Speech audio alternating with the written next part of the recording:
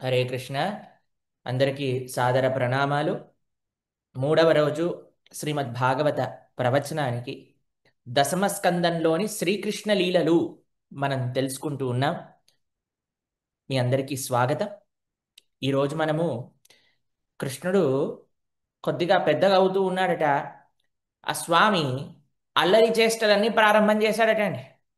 నిన్నటి రోజున మనము పూతనని ఎలా ఉద్ధరించారు, శకటాసురున్ భంజన, తృణావర్త వధ ఇత్యాది లీలలన్నీ కూడా మనం గమనించాము భగవానుడి యొక్క నామకరణ సంస్కారం అయ్యేంత వరకు.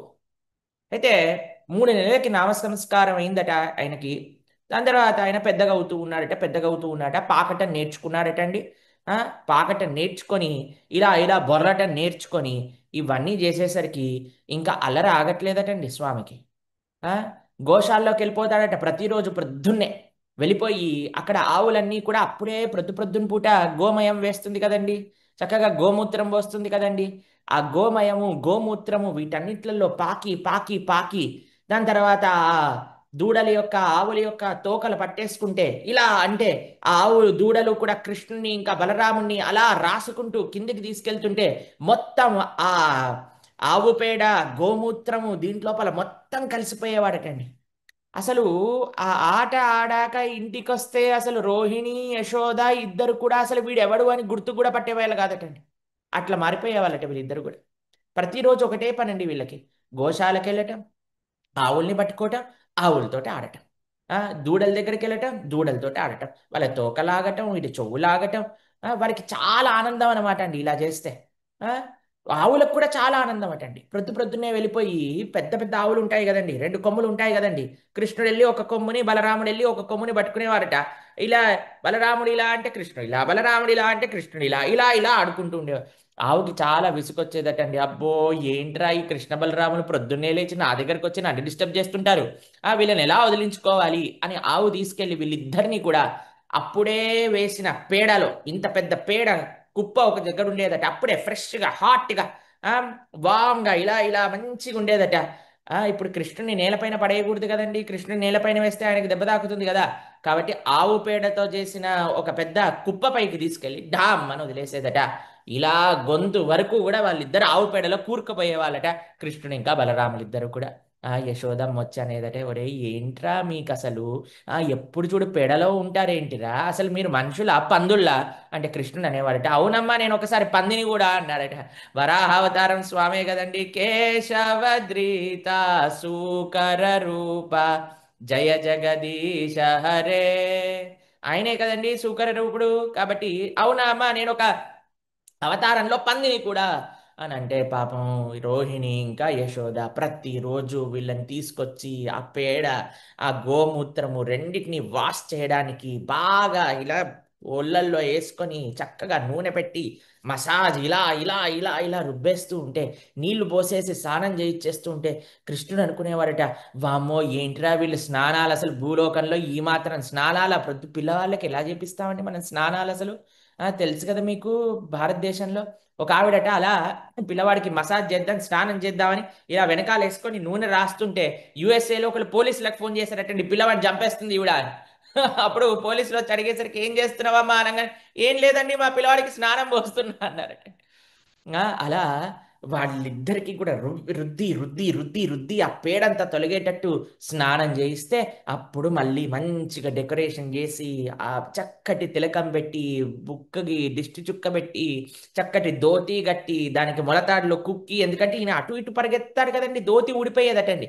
కాబట్టి మొలతాడులో వేసేసి దాని తర్వాత చక్కగా నెమలిపించం పెట్టి జుట్టుని కట్టి జుట్టుకి ఇది పడిపోకుండా ఒక చిన్న పర్ల్స్ తోటి చేసిన ఒక నెక్లెస్ పెట్టి దాని తర్వాత మెళ్ళో నెక్లెస్లు పెట్టి మంచిగా రెడీ చేసి, అమ్మో మా కన్నయ్య ఎంత బాగున్నాడ్రా, మా ముద్దొస్తున్నాడ్రా ఇలా అని దిష్టి తీసి అటువైపు తిరిగేసరికి మళ్ళీ వెళ్ళి పటాక్ పేడలో కింద పడి బొర్లుతూ ఉండేవాళ్ళు.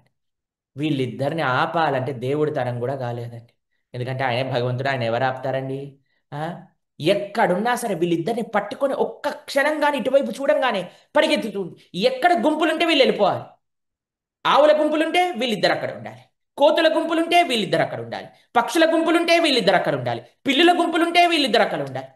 వారే రోహిణి ఇంకా యశోదమ్మ తల పట్టుకునేవారట. అమ్మో ఏంట్రా వీళ్ళ అల్లర్లు, అసలు ఇంకా నడవటమే రాలేదు, ఇంత ఇంత అల్లర్లు చేస్తున్నారు వీళ్ళు అని అనుకుంటూ ఉండేదటండి. మీకు ఆ విషయం తెలుసా అండి? కేవలము వీళ్ళు పాకుతూ ఉంటేనే ఇంత అల్లర్లు చేస్తే ఇంకా నడవటం వచ్చాకే ఏంటండి వీళ్ళ సంగతి? అప్పుడప్పుడే చిన్ని చిన్ని పళ్ళు వస్తున్నాయట కృష్ణుడికి. కృష్ణుడు పళ్ళు చూసి యశోదమ్మ ఇలా చూయినా ఇయ్యను ఇయ్యను అనగానే, రెండు పళ్ళు వచ్చాయిరా, ఒరే నీకు రెండు పళ్ళు వచ్చాయిరా అనగానే కృష్ణుడు, అమ్మో నాకు రెండు పళ్ళు వచ్చాయా అని ఇలా బిక్కుబిక్కుమంటూ చూస్తూ యశోదమ్మకి ఏం అర్థం కాకుండా ఫేస్ పెట్టేవాడటండి మన కన్నయ్య. ఆ, అంత లోపల ఏమైందట తెలుసా అండి? కృష్ణ బలరాములకి ఇద్దరికి కూడా నడకలు వచ్చాయటండి. నడక ప్రారంభం చేశారటండి. గోకులంలో పాకినప్పుడే అంత చేసేవాళ్ళు, నడకటం నడవటం వచ్చాక ఇంకెంత ఉపద్రవం చెప్పండి గోకులానికి. ఆ, మహా మహా ఉపద్రవములు చేసేసారటండి. అసలు గోపికలు వచ్చి యశోదమ్మతో కంప్లైంట్స్ అంటే కంప్లైంట్స్ అండి, మామూలు కంప్లైంట్స్ కాదండి. ఆ, ఒకసారి శ్లోకములు చదువుదాం. 10వ స్కందం 8వ అధ్యాయం 29, 30 శ్లోకాలలో అసలు ఎట్లా కంప్లైంట్ చేస్తున్నారండి యశోదమ్మకి గోపికలందరూ వచ్చేసి. అసలు కృష్ణుడు ఏమేమి చేశారు, అసలు ఎలాంటి వేస్ చేశారు, అన్ని విషయాలు చెప్పేస్తున్నారు. ఒకసారి మీరు కూడా వినండి ఎలాంటి కంప్లైంట్స్ చేస్తున్నారు. वत्सान्मुञ्चन् क्वचिदसमये क्रोशसञ्जातहासः स्थेयं स्वाद्वत्यथ दधिपयः कल्पितैः स्थेययोगैः मर्कान् भोक्ष्यन् विभजति स चेन्नाति भाण्डं भिन्नति द्रव्यालाभे सगृहकुपितो పక్రోశ్యతోకాన్. ఓ యశోదమ్మ, నీ తనయుడు ఒక్కొక్కప్పుడు మా ఇండ్లకు వచ్చి గోవులను పాలు పితుకుటకు మునిపే దూడలను విడిచిపుచ్చును. దానికి ఇంటి యజమాని కోపించినచో ఇతడు కిలకిలా నవ్వును. మరొకప్పుడు ఇతడు ఏదియో ఒక ఉపాయంచే రుచికరములగు పెరుగు, వెన్న, పాలను తిరస్కరించి భుజించును. వానరములు గుమిగూడినప్పుడు దానిలో భాగమును పంచి ఇచ్చును. పొట్ట నిండా అవి తినకపోయినచో ఇతడు అంతట కుండలను బ్రద్దలు కొట్టును.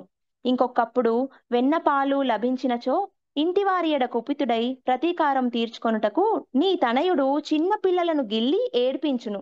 అప్పుడు ఆ బాలురు రోదించినచో ఆరంభించినంతటా ఈతడు వెడలిపోవును. చూడండి మీరు, కృష్ణుడు ఎలాంటి అల్లర్లు చేసేవారట, ఎలాంటి అల్లర్లు చేసేవారట అంటే ఆ, ఆవులు అలా కట్టేసి ఉంటే పాలు పితకడానికి దూడల్ని పాలు పితికే ముందే వదిలేసేవారటండి. ఆ దూడలన్నీ వీళ్ళు లోపలికి గోశాలలోకి ప్రవేశింప చెయ్యక ముందే అన్ని పాలు తాగేసేవాటండి. తర్వాత బాగా బ్రహ్మాండంగా చూసి నవ్వుతూ ఉండేవారట. దాని తర్వాత ఏం చేసేవారట? దొంగతనాలు. అసలు ఎలాంటి దొంగతనాలట, అసలు అంటే మామూలు దొంగతనాలు కాదట అండి. ఈ గోపికలందరూ కంప్లైంట్ చేయడానికి వచ్చారట యశోదమ్మ దగ్గరికి. యశోదమ్మ ఏదో చాలా ఇంపార్టెంట్ పని చేస్తుందటండి. వెంటనే ఉన్న పనులన్నీ కూడా పక్కన పెట్టేసి వచ్చారా కృష్ణ గురించి కంప్లైంట్ చేయడానికి, రండి రండి అని కూర్చొని మాట్లాడుకునే వాళ్ళటండి. మీకు ఒక విషయం తెలుసా అండి? ఏ పని చేస్తున్నా సరే ఆ పని పక్కన పెట్టి కృష్ణుడి గురించి వినేదట యశోదమ్మ. మనమండి, మనం కూడా సంసారంలో ఉన్నాం కదా, ఎన్నో పనులు ఉండాయండి మీకు. కానీ ఒక 2 గంటలైనా కృష్ణలీల వినడానికి సమయం ఇవ్వకపోతే ఎలా చెప్పండి? ఆ, ఒక 2 గంటలు అన్ని పనులు పక్కన పెట్టుకొని కూర్చొని చక్కగా ఒక పుస్తకం పెట్టుకొని ఒక పెన్ను పెట్టుకొని చక్కగా కృష్ణలీలలు రాసే ప్రయత్నం చేద్దాం. మనం కూడా తెలుసుకున్న విషయాలన్నింటినీ మనని చేసుకునే ప్రయత్నం చేద్దాం. అలా యశోదమ్మకి ఏం చెప్తున్నారట? వీళ్ళందరూ కూడా వచ్చి కృష్ణుడి పైన కంప్లైంట్ చేస్తున్నారట. అసలు దొంగతనం ఎలా ప్రారంభమైందో తెలుసా అండి? ఒకరోజు కృష్ణుడు యశోదమ్మ దగ్గరికి వచ్చి, అమ్మా మయ్యా ముజే మాక్కన్ భావే, నాకు వెన్న అంటే చాలా ఇష్టం అమ్మా.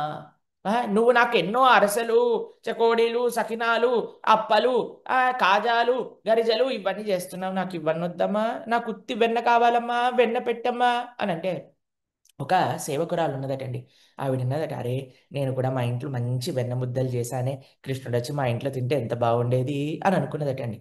కానీ మనసులో అనుకున్నదట, అయ్యో ఈయనైతే రాజుగారి పిల్లవాడు, మా ఇంటికి ఎందుకు వస్తాడు అని అనుకున్నదటండి.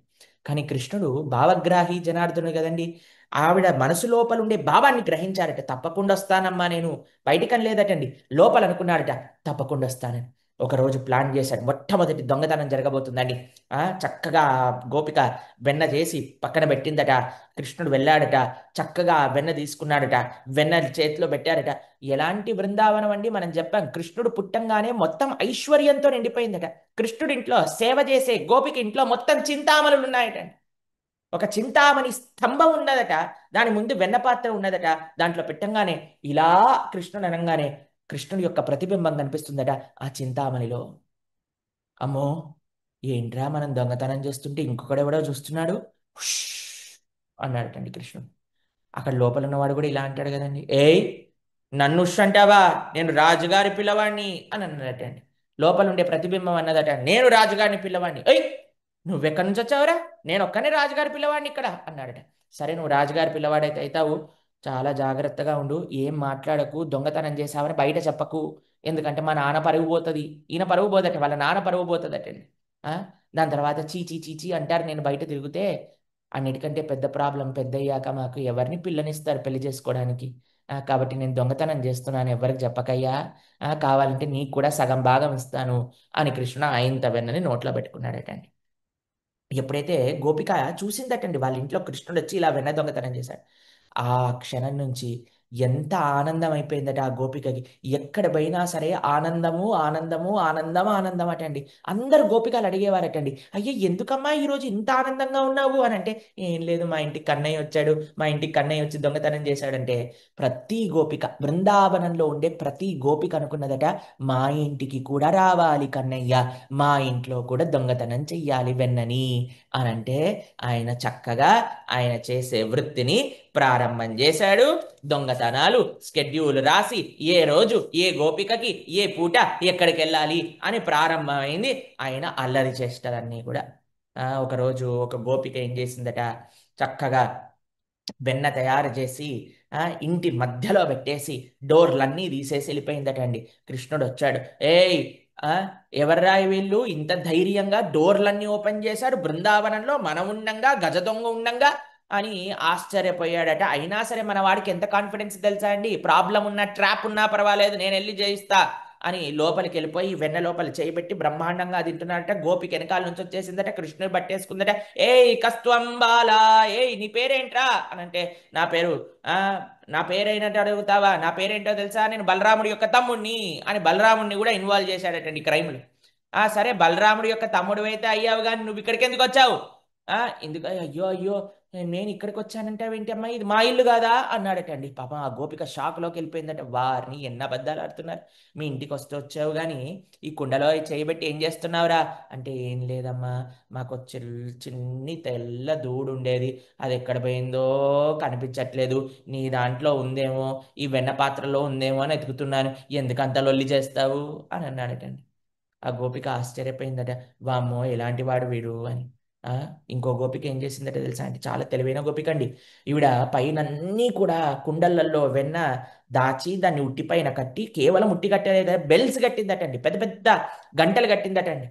వెంటనే కృష్ణుడు ఎప్పుడైతే చేయబెడతాడో అప్పుడు గంటలు మోగుతాయి. కృష్ణుడు మెల్లగా జాగ్రత్తగా ఎక్కాడట, గంటలకు చెప్పారట, ఏ గంటల్లారా మోగకూడదు మీరు అనగానే, సరే స్వామి అని అన్నాయట గంటలన్నీ కూడా. వెంటనే కృష్ణుడు లోపల, కృష్ణుడు ఎలా పెడతాడో తెలుసా అండి, వెన్న పాత్రలో చెయ్యి ఇక్కడ దాకా పెడతాడటండి, ఇక్కడ దాకా లోపలికి వెళ్ళి లోపల ఉండే గాఢాది గాఢమైన వెన్న, ఎందుకంటే మధ్యలో ఉండే వెన్న అన్నిటికంటే టేస్టీగా ఉంటుందటండి, అది తీసి, మనలా కాదండి కృష్ణుడు, ఆయన తినేవాడు కాదట, అందరికీ పెట్టేవాడట, మొత్తం అందరికీ పెట్టేవాడట. మిగిలిపోయింది ఏదైతే ఉందో ఆయన తినేవాడట. అందరికీ పంచుతున్నాడట. కోతులకు పెట్టాడట, బలరాముడికి పెట్టాడట, స్నేహితులకు పెట్టాడట, అందరికీ పెట్టేంత వరకు ఈ యొక్క బెల్స్ మాత్రం రింగ్ అవ్వకుండా అలానే ఉన్నాయటండి.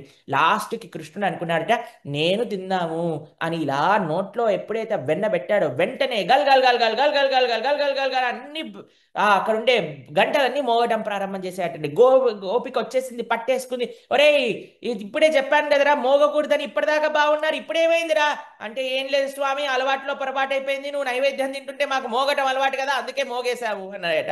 అక్కడ ఉండే గంటలన్నీ కూడా, భగవంతుడికి నైవేద్యం పెట్టినప్పుడు మనం గంట కొడతాం కదండి, పాపం స్వామి వెన్న తింటూ ఉంటే ఈ గంటలన్నీ కూడా మోగేసాయి అలా. దాని తర్వాత ఒకసారి ఒక గోపిక ఏం చేసిందట, కృష్ణుడిని ఎలాగైనా పట్టుకొని యశోదమ్మకు చూపిస్తాను అని పట్టుకుందటండి కృష్ణుడిని.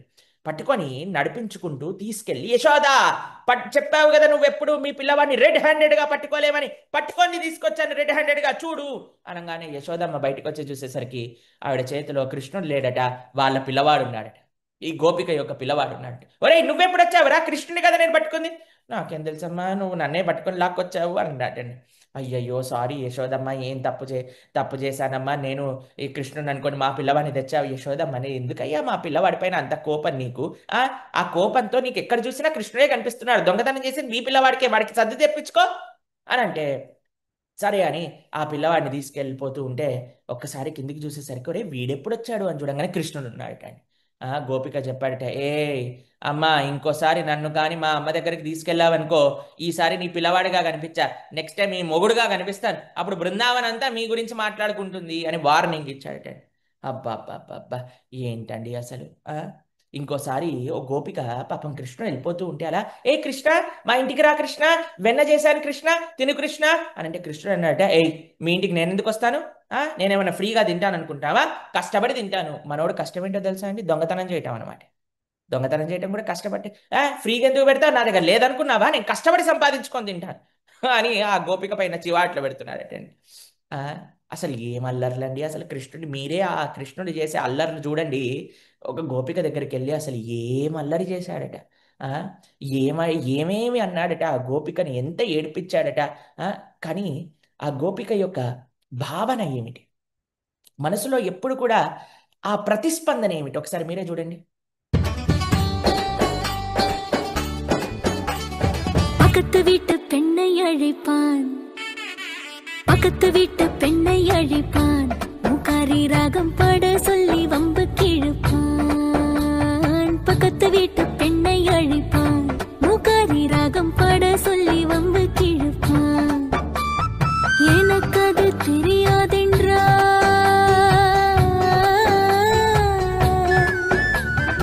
எனக்கு அது தெரியாதென்றால் எக்கூறுக கிளி விட்டு அவள் விக்கி விக்கி அழும்போது இதாண்டி முகாரி என்பன் விஷமக்கார கண்ணன்.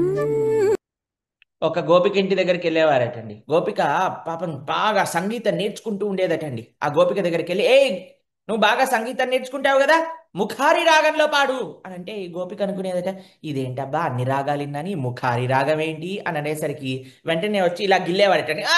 నడుస్తున్నా ఇదే ముఖారి రాగం, చాలా బాగా పాడుతున్నావు అనేవాడటండి కృష్ణుడు. అప్పుడు ఆ గోపికకి ఇంత ఏడిపొచ్చేదట. అది చూసి కృష్ణుడు బాగా నవ్వింది, బాగైంది ఇప్పుడు సంగీతం బాగా నేర్చుకున్నావా అని చెప్తూ ఆనందపడుతూ ఉండేవాడు. తర్వాత ఎలాంటి పనులు చేస్తున్నాడో, ఎలాంటి చేష్టలు చేస్తున్నాడో కృష్ణుడు మీరే చూడండి. అసలు గోపికలతో ఏమి ఆనందం.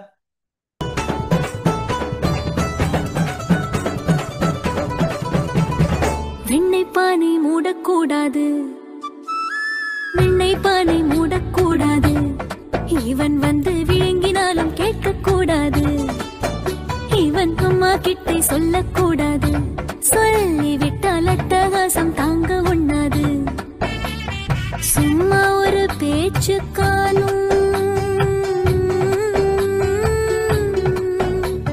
சும்மா ஒரு பேச்சுக்கானும் திருடன் என்று சொல்லிவிட்டால் உன் அம்மா பாட்டி அத்தை தாத்தா அத்தனையும் திருடரென்பன் விஷமக்கார கண்ணன். మీకు విషయం తెలుసా అండి, అంత కష్టపడి వెన్న తీయాలటండి. వెన్న తీసి వెన్న పాత్ర పైన మూత పెట్టద్దటండి. ఆ మూత పెడితే, ఏ మూత ఎందుకు పెడుతున్నావు అంటాడు. దొంగతనం చేసేవాడు వచ్చి తలుపులు ఎందుకు వేసుకున్నావు అని అడుగుతాడా అండి. కానీ వీడొచ్చి కృష్ణుడు వచ్చి అడిగేవాడట, ఏ మూత ఎందుకు పెడుతున్నావు అని దబాయించి, అది కూడా అమ్మకి చెప్తే అసలు ఎలాంటి అల్లరి చేసేవాడట. బై మిస్టేక్ నువ్వు దొంగ అని పిలిస్తే, నేను దొంగనా, నన్ను దొంగ అంటావా, మీ అమ్మ దొంగ, మీ నాన్న దొంగ, మీ తాత దొంగ, మీ నాయనమ్మ దొంగ, మీ అమ్మమ్మ దొంగ, మీ మొత్తం ఖాందానే దొంగలు అని వాళ్ళపైనే అరిచి వాళ్ళందరికీ శాపనార్థాలు పెట్టేవాడటండి కృష్ణుడు. దాని తర్వాత బయట వాళ్ళనే కాదండి, యశోదమ్మని కూడా చాలా బ్లాక్మెయిల్ చేశాడండి. ఒకసారి యశోదమ్మ వచ్చి కృష్ణుని పట్టుకుంటే, ఒరే ఏంట్రా నీకు ఈ దొంగ అలవాట్లు ఎక్కడ వచ్చాయంటే గట్టిగా నడుస్తుంటే నందుడు పాపం రాజ్యసభలో నుంచి పరిగెత్తుకుంటూ వచ్చాడట. ఏంటి యశోద ఏమంటున్నావు పిల్లవాడిని అంటే, అసలు యశోదమ్మ ఏమనలేదండి. ఏంటి అని అడిగిందండి. అంతే, నన్ను కొట్టేస్తుంది, నన్ను తిట్టేస్తుంది, నన్ను ఇచ్చేసేస్తుంది, నన్ను తిననీయట్లేదు అని అంటే, యశోద ఇంకోసారి అలా అనకూడదు అని నందుడు వెళ్ళిపోతే, చూసావా జాగ్రత్తగా ఉండు నాతో, లేకపోతే నాతో తిట్టిస్తాను నిన్ను అని బ్లాక్మెయిల్, యశోదమ్మకే బ్లాక్మెయిల్ చేసేవాడటండి. ఎలాంటి పిల్లవాడు చూడండి. తర్వాత ఏం చేస్తున్నాడో గోపికలతో మీరే చూడండి ఒకసారి. பாட்டு பாடி விதம் விதமாய் ஆட்டமாடி நாழிக்கொரு லீலை செய்யும் நந்த கோபால கிருஷ்ணன் விஷமக்கார கண்ணன் வேடிக்கையை பாட்டு பாடி விதம் விதமாய் ஆட்டமாடி நாழிக்கொரு லீலை செய்யும் நந்த கோபால கிருஷ்ணன் விஷமக்கார கண்ணன் விஷமக்கார கண்ணன் விஷமக்கார கண்ணன் பொல்லாத விஷமக்கார கண்ணன் பொல்லாத விஷமக்கார கண்ணன் பொல்லாத விஷமக்கார கண்ணன் பொல்லாத விஷமக்கார கண்ணன் பொல்லாத விஷமக்கார கண்ணன் பொல்லாத விஷமக்கார கண்ணன் பொல்லாத விஷமக்கார ఒక గోపిక పాపం కాటిక పెట్టుకుంటూ చాలా జాగ్రత్త, కాటిక చాలా జాగ్రత్త పెట్టుకోవాలండి. అలా దద్దం చూసుకుంటూ చాలా జాగ్రత్త కాట పెట్టుకుంటే వెనకాల నుంచి వచ్చి ఇలా జుట్టు పట్టి పీకేసేవాడటండి. ఎప్పుడైతే ఇలా వెనకాల పడిపోయేదో ఆ కాటికి ఇలా వెళ్ళిపోయి మొత్తం ఇలా ఆ కాటిక అంతా ఉండేదట. వెంటనే ఒక కర్ర పట్టుకొని ఆ గోపిక కృష్ణుడు వెనకాల పరిగెత్తుకుంటూ పరిగెత్తుకుంటూ తరిమి కొట్టేసేదటండి. తర్వాత మళ్ళీ ఆ కాటిక మొత్తం దూర్పేసుకున్నాక వెయిట్ చేస్తూ ఉండేదట. అదేంటి కన్నే రావట్లేదా, కన్నే రావట్లేదా, కన్నే రావట్లేదా అని చూస్తూ ఉండేవాళ్ళటండి. వీళ్ళకి ఫస్ట్ కన్నయ్య వచ్చినప్పుడేమో తిట్టేవారండి, ఆయన పరిగెత్తించేవారండి. కానీ మళ్ళీ కన్నయ్య రావలేదు, కన్నయ్య రాలేదా. దొంగతనం చేసినప్పుడేమో తిట్టేవాడు, దొంగతనం చేసినప్పుడు కంప్లైంట్ చేసేవాడు, కానీ కృష్ణుడు రావాలి. ఎందుకో తెలుసా అండి, ఇది ప్రేమ అంటే. ఆ?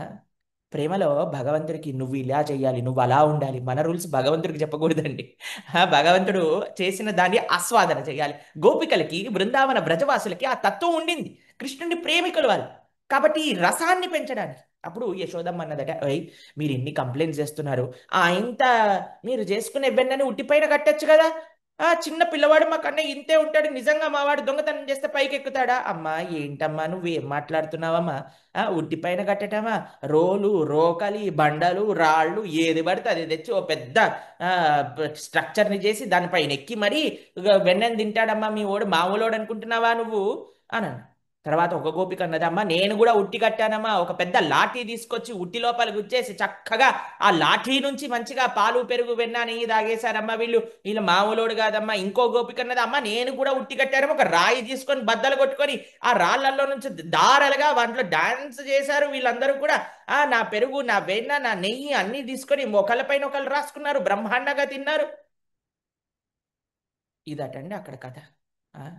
అల్లరి అల్లరటండి. అసలు ఎంత అల్లరంటే కేవలం ఆయన తినేవాడు కాదటండి, కోతులకి కూడా పెట్టేవాడటండి. కృష్ణుడు అనుకునేవాడట, అయ్యా రామావతారంలో నాకు ఎంత సేవ చేశారు, అసలు ఎంత సేవ చేశారు, నన్ను సీతమ్మ తల్లిని ఎతకడానికి, రావణాసుడి పైన యుద్ధం చేయడానికి ఈ కోతులకి నేను ఏమి ఇవ్వగలిగాను, చాలా ఇచ్చాడండి రామావతారంలో కూడా. అయినా సరే భగవానుడట ఇంత చిన్న ఉపకారం చేసుకున్నా సరే అసలు ఎప్పుడు కూడా మర్చిపోడటండి. ఏమి ఇవ్వాలి, ఏమి ఇవ్వాలి, ఏమి ఇవ్వాలని నిరంతరం తహతహలాడిపోతూ ఉంటారట. అందరు కోతుల్ని కూర్చోబెట్టి ఒక్కొక్కళ్ళకి ఇలా చేత్తో వెన్న తీసి ఒక్కొక్కళ్ళకి వెన్న తినిపిస్తూ ఒక్కొక్కళ్ళకి వెన్న తినిపిస్తూ ఉండేవాళ్ళటండి. బలరాముడికి తినిపించేవాళ్ళట, గోపాల బాలులకి తినిపించేవాళ్ళట. అందరు తిన్నాక అందరిని అడిగేవారటండి, ఇంకా కావాలా, ఇంకా కావాలా, ఇంకా కావాలా, ఇంకా కావాలా అంటే ఎవ్వరు మాకొద్దు కన్నయ్య, మాకొద్దు కృష్ణయ్య, మొత్తం కడుపు నిండిపోయింది కృష్ణయ్య, ఇంకా మనం కదల్లేం కృష్ణయ్య, పారిపోవాలన్నా జాగుండాలి కదరా, ఇంకెంత పెడతావరా మాకొద్దురా అని అంటే లాస్ట్ కృష్ణ తినేవాడటండి. మొత్తం బొజ్జ నిండిపోయాక మళ్ళీ వెన్న తీసుకొని మీరు అందరు మళ్ళీ తింటారా అడిగేవారటండి. ఎవ్వరు వద్దొద్దు కడుపు నిండిపోయింది అనగానే చీచి చీచి ఎంత వేస్ట్గా ఉంది అసలు ఈ వెన్న, అంత ముక్కబట్టిన వాసన వస్తుంది, చీచి దీనికోసం వచ్చా పాట్ అని కింద పడేసేవాటండి వెన్న. కేవలం చేతిలో ఉండే వెన్న పడేసేవాడు కదటండి, అక్కడ ఉండే వెన్న కుండలు అన్నింటినీ కూడా కింద పడేసి చీచి చీచి ఇలాంటి వెన్న మాత్రం, ఇలాంటి వాసన వచ్చే వెన్న మాత్రం అసలు గోకులంలోనే ఎవ్వరు చేయరు, ఈ గోపిక దగ్గరే ఉందని చెప్పేసుకొని అందరూ బయలుదేరిపోయి వెళ్ళిపోయేవాడట. ఎప్పుడైనా ఏదైనా గోపిక పట్టుకొని ఒక్కసారి కానీ ఎందుకురా ఇలా చేస్తున్నావు, వెన్న దొంగతనం ఎందుకు చేస్తున్నావు అంటే శాపనార్థాలు పెట్టేవాడటండి. నన్నంటావా, నీ వెన్న నేను తీసుకోవడానికి వచ్చానంటావా, మీ ఇంట్లో చాలా వెన్న ఉందనుకుంటున్నావా అని గోపికకి ఫుల్ శాపనార్థాలు పెడుతూ ఉండేవారటండి. దాని తర్వాత యశోదమ్మ అన్నదట, అరే మా కన్నయ్యని ఇంత అంటున్నావు కదా, వాడు చిన్న పిల్లవాడు కదా, చీకటి అంటే భయపడతాడు కదా, చీకట్లో పెట్టకపోయారు వెన్నని, చీకట్లో పెడితే కన్నయ్య రాగలుగుతాడా? అసలు వాడికి ఎంత భయమో తెలుసా? రాత్రిపూట అమ్మా నా దగ్గర పట్టుకో అమ్మా, నా అమ్మ నా దగ్గర పట్టుకో అమ్మా అంటాడు వాడు. ఆ, చీకట్లో పెట్టండి అని అంటే, అమ్మా ఆ పని కూడా చేశామమ్మా, చీకట్లో కూడా పెట్టావు, పెద్ద చెప్పొచ్చావులే, మాకు తెలియదు ఆ చీకట్లో పెట్టాలని, చిన్నపిల్లవాళ్ళు ఇది భయపడతావని. కానీ నువ్వు ఎలాంటి నగలేస్తావు? మామూలు నగలా? ఆ? మీరు అడగండి ఎక్కడి నుంచి నగలు కొనేది యశోదమ్మ అని ఇప్పుడు నన్ను. కానీ యశోదమ్మ వేసే నగలు మాత్రం కూడా ఎలా దగద్దమాయంగా వెలిగిపోయేవట అంటే, ఆ నగల్లో ఉంచే కాంతులు, ఆ నగలలో నుంచి వచ్చే కాంతులు మొత్తం చీకటిని ప్రాలదోరేసేదటండి. ఆ ప్రాలదోరి మొత్తం వెలుగుతో నింపేదట. అమ్మ చీకట్లో పెట్టినా సరే ఆయన వెళ్ళి తీసేసుకుంటాడమ్మా, మీ కన్నయ్య లాంటి వాడమ్మా అని అంటే, ఏ నేను అన్ని రోజులు నగలు వెయ్యను, కొన్ని రోజులు అసలు కృష్ణుడు అంటే నాకు నగలు వెయ్యొద్దు వెయ్యొద్దు అంటే నేను చాలా రోజులు వెయ్యకుండా కూడా పంపిస్తాను, మరి ఆ రోజుల సంగతి ఏంటి? అమ్మ మీ చిన్నవాడికి ఏదైనా నగ వెయ్యాల్సిన అవసరం ఉందా అమ్మ? ఆయనే ఒక చింతామణి. గోపీలోచన చాతకాంబుదమని సౌందర్యముద్రామణి యక్కాంతామణి రుక్మిణీ గణకు చద్వంద్వైకభూషామణి శ్రేయో దైవశిఖామణిర్దిశతు నో గోపాల చూడామణి. అలాంటి వాడికి ఇంకో మన అవసరమా? ఆయనే స్వయం ప్రకాశం కలిగిన వాడు. ఆయన ఎక్కడికి వెళ్ళినా సరే జ్యోతి వచ్చేది. చక్కగా ఆ ప్రభలో ఆయన వెళ్ళి చక్కగా దొంగతనం చేసేవాడమ్మా. తర్వాత ఎప్పుడైనా సరే మా ఇంటికి వచ్చి దొంగతనం చేస్తే, ఏయ్ దొంగోడా అని పిలిస్తే, నేను కాదు దొంగోడిని, నువ్వు దొంగోడివి అని అనేవాడమ్మా. మమ్మల్ని దబాయించి మాట్లాడతాడమ్మా మీ పిల్లవాడు. నిజంగా తెలిసిన అండి, భగవంతుడిని పెట్టకుండా తినేవాడు ప్రతి ఒక్కడు దొంగోడే అండి. భగవంతుడికి అర్పణ చేయకుండా తింటే మనం దొంగతనం చేసిన వాళ్ళమే అవుతామండి. వీళ్ళందరూ ఇంట్లలో ఎక్కడెక్కడో లోపల లోపల దాచుకునేవారటండి. భగవంతుడు ఇచ్చింది భగవంతుడికి ఇవ్వటం నేర్చుకోవాలండి మనకి. భగవానుడు మనకి ఏది ఇస్తే అది భగవంతుడికి పెట్టి, లేకపోతే అది దొంగతనం చేసిన వాళ్ళమే అండి. ఇలా ఎన్నో లీలలు చెప్తున్నారటండి, ఎన్నో కంప్లైంట్స్ చెప్తున్నారటండి. ఆ యశోదమ్మ ఇలా అన్నీ వింటూ వింటూ ఉన్నదట. కృష్ణుడు అక్కడే పక్కన ఉన్నాడట, తెలుసా అండి మీకు? ఎక్కడో లేదటండి, పక్కనే ఉండి అన్నీ చెప్పే లీలలు, ఈయన చేసిన అల్లరి చేష్టలు, ఈయన చేసిన దొంగతనాలు అన్నీ చెప్తుంటే పక్కనే ఉండి ఏం చేస్తున్నట్టు తెలుసా అండి? ఇలా ఇలా చూస్తున్నారట. చూసేసరికి యశోదమ్మ గోపికలందరూ కూడా కంప్లైంట్స్ అయిపోయాయా? అయిపోయాయి. ఇలా చూసేసరికి ఏమనలేకపోతున్నారండి. ఏ యశోద, నీ పిల్లవాడికి ఇంత చెప్పినా ఏమనవా నువ్వు అంటే, యశోదమ్మ అడిగిందట, మరి మీరెందుకు అనలేరు అని అంటే, ఏం లేదమ్మా వాడు నవ్వు చూస్తే అసలు ఏమన్నా అనాలనిపిస్తుందా అమ్మా? అసలు ఎంత అమాయకుడండి అసలు మా వాడు, ఎంత అమాయకంలోనే అమాయకమాయ. గోపికలు అన్నారట, సరే అయితే నువ్వు కూడా ఏమనకు, మేము కూడా ఏమనం, ఏం వద్దులే కృష్ణుని ఏమనకూడదు మనందరం కూడా. వాళ్ళే వచ్చి కంప్లైంట్స్ చేసుకొని, వాళ్ళే ఇంతసేపు కృష్ణుడు అది చేశాడు ఇది చేశాడని, తర్వాత అందరూ తీర్మానం చేసింది ఏంటంటే అంటే కృష్ణుని ఏమనకూడదు, ఎందుకంటే వాడు చాలా అమాయకుడు. ఎలాంటి అమాయకత్వం కలిగిన వాడు, ఎలాంటి అమాయకత్వం, ఎలాంటి అందం కలిగిన వాడు అని అంటే, అసలు ఆయన యొక్క శ్రీ ముఖాన్ని చూస్తే మిగతా అవన్నీ మైమరిపించాయి. కానీ ఎందుకండి ఇంత విషయాలు ఎందుకు రావటము? గోపికలు ఏమనకపోతే, యశోదమ్మ ఏమనదు అని తెలిసినా సరే కృష్ణుడి గురించి ఎందుకు చెప్పటము అంటే, గోపికలు అనుకున్నారట, అయ్యో పాపం యశోదమ్మ కృష్ణుడి యొక్క లీలలు తెలుసుకోలేకపోతుందే, మేము చూసాం కదా కృష్ణుడి యొక్క లీలలు, మేము వచ్చి యశోదమ్మకి చెప్దాం అసలు ఏం జరిగిందో అని యశోదమ్మ పట్ల ఉండే ప్రేమతో, గోపికలుండే ఆ కరుణతో యశోదమ్మ దగ్గరికి వచ్చి యశోదమ్మకి చెప్తున్నారట. మన జీవితంలో అత్యంత గొప్ప అవకాశం ఏదన్నా ఉంటే, కృష్ణుడి యొక్క లీలలు ఎవరైనా చెప్తుంటే మనం వినడం. ఎంతో ఆనందంతో, కృష్ణుడి యొక్క లీలలు ఎక్కడ మర్చిపోతామా అనే భయంతో గోపికలందరూ వచ్చి యశోదమ్మకి చెప్తూ ఉండేవారట. చెప్తూ చెప్తూ వారు కూడా ఆనందిస్తూ ఉండేవారటండి. బోధయంత పరస్పరం కథయంత చమాం నిత్యం తుచ్చంతి చ రమంతి చ అని భగవద్గీతలో భగవానుడు చెప్పాడు. భక్తులకి ఇంకేం పని ఉండదండి. భగవంతుడి గురించి మాట్లాడుకోవటం, భగవంతుడి గురించి తెలుసుకోవటం. ఆయన నవ్వు మైపరిపిస్తూ ఉండేదట. ఒక గోపిక యమునా నదిలో నీళ్లు తోడుకోవడానికి వస్తే కృష్ణుడు అన్నట్టు, ఏయ్ ఈ యమున నాది అన్నట్టు. ఏ యమునా నది నీదా? పోయిరా అని అంటే, లేదు నువ్వు ట్యాక్స్ కట్టండి యమునా నదిలో నుంచి నీళ్లు తీసుకోలేవు అని అన్నట్టండి. సరే అయ్యా ఏం ట్యాక్స్ కట్టాలి నీకు అని అంటే, ఏం లేదమ్మా నీకు తెలుసు కదా వెన్న ఇయ్యాలి అంతే, మాకు ఇంకేముంది అని నవ్వుతూ ఉన్నాడట. అసలు ఆయన నవ్వు కన్విన్స్ చేసేదటండి జనాలు. భగవంతుడి యొక్క నవ్వు, భగవంతుడి యొక్క అందము, భగవంతుడి యొక్క లీలలు, భగవంతుడి యొక్క నామం ఎలాంటిది అని అంటే అది మనల్ని మైమర్పింపజేస్తారండి. ఆ? అంత సుందరమైన లీలలండి భగవానుడి. మీకు ఆ విషయం తెలుసా అండి? కేవలము గోపికలు మాత్రమే కృష్ణుని పట్ల కంప్లైంట్ చేసేవాళ్ళు కాదండి, గోపాల బాలులు కూడా కంప్లైంట్ చేసేవారు. ఎప్పుడు కంప్లైంట్ చేశారో తెలుసా అండి? ఒక రోజున కృష్ణుడు వాళ్ళ ఇంట్లో ఆంగణంలో కొద్దిగా దూరంలో వాళ్ళ స్నేహితులతో ఆడుకుంటున్నారండి. అయితే వాళ్ళందరి గ్రూప్ అంతా ఆడుకుంటూ ఉండేటప్పుడు కృష్ణుడు ఒక్కడ పక్కకి వెళ్ళాడండి. పక్కకి వెళ్ళి ఏం చేశాడో తెలుసా అండి? మట్టిని తీసి తింటున్నాడండి. మట్టిని తీసి తింటున్నాడు. గోపాల బాలులందరూ చూశారు. ఏ కృష్ణ, మట్టిని తినకు అని అంటే, ఏయ్ నేను రాజు బిడ్డని, నేను తింటా, నువ్వెవరు చెప్పడానికి అన్నాడట. అయితే ఈయన మంచిగా మట్టి తింటున్నాడటండి. బలరాముడు వచ్చాడట. బలరాముడు అంటే భయం అండి కొద్దిగా.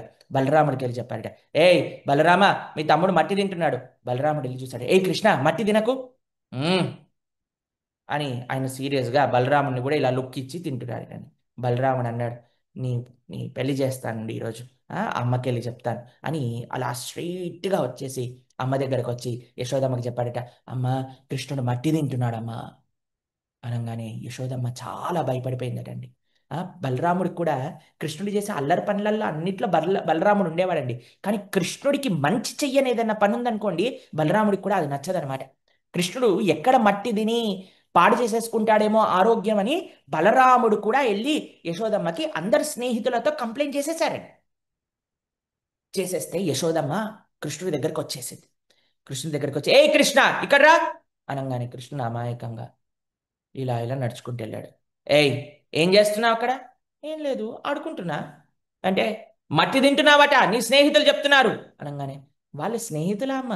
వాళ్ళు ఎప్పుడు చూడు నన్ను ఏడిపించటము, నన్ను ఆడిపించుకోకుండా నన్ను ఎప్పుడు చూడు ఎలా ఇబ్బంది పెట్టాలని వాళ్ళు ఒక స్నేహితుల, వాళ్ళు నా ఫ్రెండ్స్ అనే అనకమ్మ అసలు. వాళ్ళు ఫ్రెండ్స్ అనే వర్డ్కి కలంకం అమ్మ. వాళ్ళు ఎప్పుడు చూడు నన్ను ఏడిపిస్తుంటారు, నన్ను ఆడిపించుకోరు, నన్ను ఎప్పుడు ఇలా ఇలా చేసేస్తుంటారు. వాళ్ళు ఎప్పుడు కూడా నీతో నన్ను కొట్టించాలని వాళ్ళు ఎప్పటి నుంచో ప్లాన్ ఉందమ్మా వాళ్ళకి. కావాలంటే బలరాముడిని అడుగు అంటే కృష్ణుడికి ఒక కాన్ఫిడెన్స్ అనమాట బలరాముడు చెప్పడానికి. కానీ యశోదమ్మ అన్నది, ఒరే నీ స్నేహితులతో పాటు బలరాముడు కూడా వచ్చాడు, బలరాముడే చెప్పింది నువ్వు మట్టి తిన్నావని అనగానే వెంటనే అసలు గేరు మార్చటంలో మనస్వామి కంటే ఫాస్ట్ ఇంకెవరు లేరండి. వెంటనే, బలరాముడా, నేను ఎన్నో రోజుల నుంచి నీకు చెప్పాలనుకుంటున్నానమ్మా, బలరాముడు అసలు నన్ను పెట్టే ఇబ్బంది కాదమ్మా, అసలు నువ్వేమన్నానమ్మా. ఏం యాక్టింగ్ అండి అసలు మనవాడు. ఏమైందిరా బలరాముడు ఏమనేవాడు రా అంటే, ఏమంటాడేంటమ్మా, ఎప్పుడు కూడా నన్ను అంటాడు, ఇది చూడు నందయ్య యశోదలు ఇద్దరు కూడా తెల్లగా ఉన్నారు, నువ్వు నల్లగా ఎక్కడ పుట్టావు, నువ్వు వీళ్ళకి పుట్టలేదు, బజార్లో కొనుక్కొచ్చారని చెప్తాడమ్మా. నన్ను ఎప్పుడు కూడా అందరి ముందు నన్ను ఎగితాలు చేస్తారమ్మా, నన్ను సంతలో కొనుక్కొచ్చావు, నన్ను అక్కడ అమెజాన్లో ఆర్డర్ చేశారని చెప్తున్నాడమ్మా బలరాముడు అందరికీ. కాబట్టి నన్ను ఒక్కొక్కసారి కృష్ణుడు ఇలా ఇలా ఏడ్చుకుంటూ కూర్చున్నాడటండి. యశోదమ్మ వచ్చి అడిగిందట, ఏ కృష్ణ ఎందుకురా ఏడుస్తున్నావు అంటే, ఏం లేదమ్మా, బలరాముడు నన్ను ఏడిపిస్తున్నారు, నన్ను చెత్తబుట్టలో నుంచి తీసుకొచ్చారట, ఎక్కడి నుంచో సంతలో కొనుక్కొచ్చారట, ఇలా అంటారమ్మా నన్ను, నేను వెళ్ళనమ్మా బలరాముడితో ఆడుకోవడానికి. అసలు బలరాముడు అన్నయ్య అమ్మా, అసలు వాడికి అన్నయ్య ఎలా ఉండాలో, తమ్ముడి పట్ల ఎలా ప్రేమ ఉండాలో తెలియదా అమ్మా అసలు బలరాముడికి అని ఇలాంటి మాటలన్నీ యశోదమ్మకి చెప్తూ చెప్తూ ఏం చేస్తున్నట్టు తెలుసా అండి? కృష్ణుడు మెల్లగా నోట్లో ఉమ్ము తయారు చేసి నోట్లో ఉండే మట్టంతా నాలుకతో మెల్లగా ఆ ఉమ్ములోకి లాక్కొని గుడుక్ గుడుక్ గుడుక్ అని మింగేస్తున్నట్టండి. ఏయ్ నిజం చెప్పు కృష్ణ, మట్టి తిన్నావా లేదా? నువ్వే చూసుకో అమ్మా, నేను మట్టి తింటాననుకుంటున్నావా అని అంటున్నాడండి. అయితే మీకు ఆ విషయం చెప్తాను.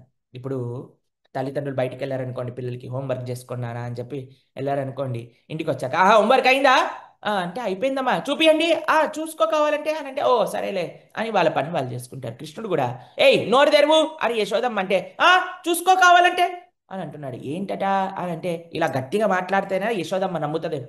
కానీ ఆ రోజు యశోదమ్మ నమ్మాలనుకోలేదండి. యశోదమ్మ తెరువురా నువ్వు నోరు అని అన్నది. నోట్లో ఏముందిరా చూపించు అని అన్నది. అంతే అండి, అని నోరు తెరిచారు. ఎప్పుడైతే నోరు తెరిచారో మొత్తం విశ్వమంతా కూడా, అనంతకోటి బ్రహ్మాండములన్నీ కూడా, అన్ని రకాల లోకములన్నీ కూడా, బ్రహ్మాండంలో, భారతవర్షంలో, ఈ భారత భూమిలో, బృందావనంలో యశోదా కృష్ణులు కూడా అందులో కనిపించేశారటండి. అసలు కృష్ణుడు మట్టి ఎందుకు తిన్నాడండి? ఆ? అసలు కృష్ణుడు మట్టి తినడానికి కారణం ఏమిటి? మట్టి తింటారండి ఎవరైనా? అది మట్టి కేవలం కాదండి, తన భక్తుల యొక్క పాద ధూళితో పునీతమైన ప్రదేశము బృందావనం. కృష్ణ భక్తులు గోపికల యొక్క పాద పాద ధూళి బృందావనంలో ఉండిపోయింది. ఆ పాద ధూళిని ఆస్వాదన చెయ్యాలి. నా భక్తుల యొక్క పరమ పవిత్రమైన ఆ పాద ధూళిని నేను స్వీకరిస్తాను అని చెప్తూ ఆ పాద ధూళిని తోటి మిశ్రితమైన ఆ మట్టిని కృష్ణుడి లోపలి తీసుకున్నాడట. మనమండి కృష్ణుని భక్తులం కదండి, అందుకే మన స్వామి యొక్క తిలకాన్ని ధరిస్తా. ఏంటి ఈ తిలకాని ప్రతీక ఏంటి అంటే శ్రీకృష్ణుడి యొక్క దివ్య శ్రీచరణములు. శ్రీకృష్ణ భగవానుడి యొక్క దివ్య శ్రీచరణముల దగ్గర ఎప్పుడూ కూడా తులసి ఉంటుంది. అందుకే మనం ఈ తిలకాన్ని ధరిస్తాం. ఒకళ్ళు అన్నారు, ప్రభుజీ మరి కృష్ణుడు ఎందుకు పెట్టుకుంటారండి ఇలాంటి బొట్టు అంటే, కృష్ణుడు తన భక్తుల యొక్క పాదాలని శిరస్సు పైన ధరిస్తారటండి. ఆ, ఇంకో విషయం తెలుసా అండి, కృష్ణుడు అనుకున్నాడట, కేవలము ఈ గోపికల యొక్క, నా భక్తుల యొక్క ఈ చరణధూళి, వాళ్ళ యొక్క పాద రజము కేవలం నాకు కాదు, ముల్లోకాలుండే వాళ్ళందరికీ పునీతం చెయ్యాలి అని ఆయనతో లోపలేసేసుకున్నాడటండి. ఈయనే పునీతం అవ్వాలంటే నెత్తిపైన చల్లుకుంటే అయిపోతుంది కదండి ధూళిని. కానీ ఈయన తినేశాడట. ఎందుకు తిన్నాడట అంటే, ప్రపంచంలో ఉండే ఆ విశ్వంలో ఉండే ముల్లోకాల్లో ఉండే వాళ్ళందరూ కూడా తరించాలి అని గోపికల యొక్క పాద ధూళిని లోపలేసుకున్నాడట, విశ్వాన్ని అన్నిటి కూడా చేరడానికి. తర్వాత ఇంకొక కారణం ఏంటో తెలుసా అండి, అసలు యశోదమ్మకి వెళ్ళి ఈ స్నేహితులు ఎందుకు కంప్లైంట్ చేశారండి? ఇప్పటి వరకు ఎన్నో కంప్లైంట్స్ చేశారు, ఎన్ని ఎన్ని అల్లరి పనులు చేసినా సరే గోపికలు కంప్లైంట్ చేశారు కానీ గోపాల బాలులు కంప్లైంట్ చేయలేదటండి. కానీ ఈ రోజు ఎందుకు కంప్లైంట్ చేశారో తెలుసా? కృష్ణుడు వీళ్ళెవ్వరిని పిలవలేదటండి, ఒంటరిగా వెళ్ళి తింటున్నాడటండి మట్టిని. వీళ్ళందరూ అనుకున్నారట, ఒరే అన్ని పనులలో అయితే మమ్మల్ని పిలిచావు, ఈరోజు ఒంటరిగా వెళ్ళి తింటున్నావా, నీ నీ పెళ్లి చేస్తానుండు, మీ కంప్లైంట్ చేస్తానుండు అని యశోదమ్మ దగ్గరికి వెళ్ళారట. మీకు ఆ విషయం తెలుసా అండి? యశోదమ్మ దగ్గర కృష్ణుడు ఏమన్నాడట తెలుసా? అమ్మా, ఈ గోపాల బాలు వచ్చారా, నా ఫ్రెండ్స్ అందరూ నేను ఇలా మట్టి తిన్నానని చెప్పారా? ఒక విషయం ఆలోచించమ్మా, మన ఇంట్లో ఉన్న మట్టిని నేను తింటేనే వీళ్ళు నీకు వచ్చి కంప్లైంట్ చేశారంటే, వేరే వాళ్ళ ఇంట్లో వెళ్ళి వెన్న తింటే వీళ్ళు తప్పకుండా కంప్లైంట్ చేసేవాళ్ళు కదా. కాబట్టి ఇప్పటి వరకు నేను ఒక్క వెన్న దొంగతనం కూడా చెయ్యలేదు, ఎందుకంటే వీళ్ళు ఇప్పటి వరకు కంప్లైంట్ చేయలేదు కాబట్టి. చూసారండి ఆయన లాజిక్ ఎలా ఉందో? నా ఇంట్లో ఉండే నా మట్టి తింటేనే వీళ్ళు కంప్లైంట్ చేస్తే, వేరే వాళ్ళ ఇంట్లో ఉండే వెన్న తింటే ఎందుకు కంప్లైంట్ చేయలేదమ్మా? కాబట్టి ఇవన్నీ అబద్ధాలమ్మా, నేను చాలా అమాయకున్నమ్మా. ఎందుకు మట్టి తిన్నాడట తెలుసా? బలరాముడు వెళ్ళి ఎందుకు చెప్పారట తెలుసా అండి? కృష్ణుడు ఎందుకు వచ్చాడండి? భూమి యొక్క భారాన్ని కదండి తక్కువ చేయడానికి వచ్చింది. ఆ బలరాముడు అనుకున్నాడట, ఒరే నువ్వు భూమి యొక్క భారాన్ని తక్కువ చేయడానికి వచ్చావు కదా, ఇంత మన్ను తిని భూమి యొక్క భారాన్ని తక్కువ చేయటం కాదయ్యా, ఆ ధర్మాన్ని నాశనం చేసి నువ్వు తక్కువ చేయాలయ్యా భూమి యొక్క భారాన్ని. అది గుర్తు చేయడానికి వెళ్ళి యశోదమ్మకి చెప్పాడట, ఇలా ఉంది సంగతి అని. మీరు చూడండి, ఇంకొక అద్భుతమైన విషయాన్ని నేర్పించడానికి కృష్ణుడు మట్టి తిన్నాడట అండి.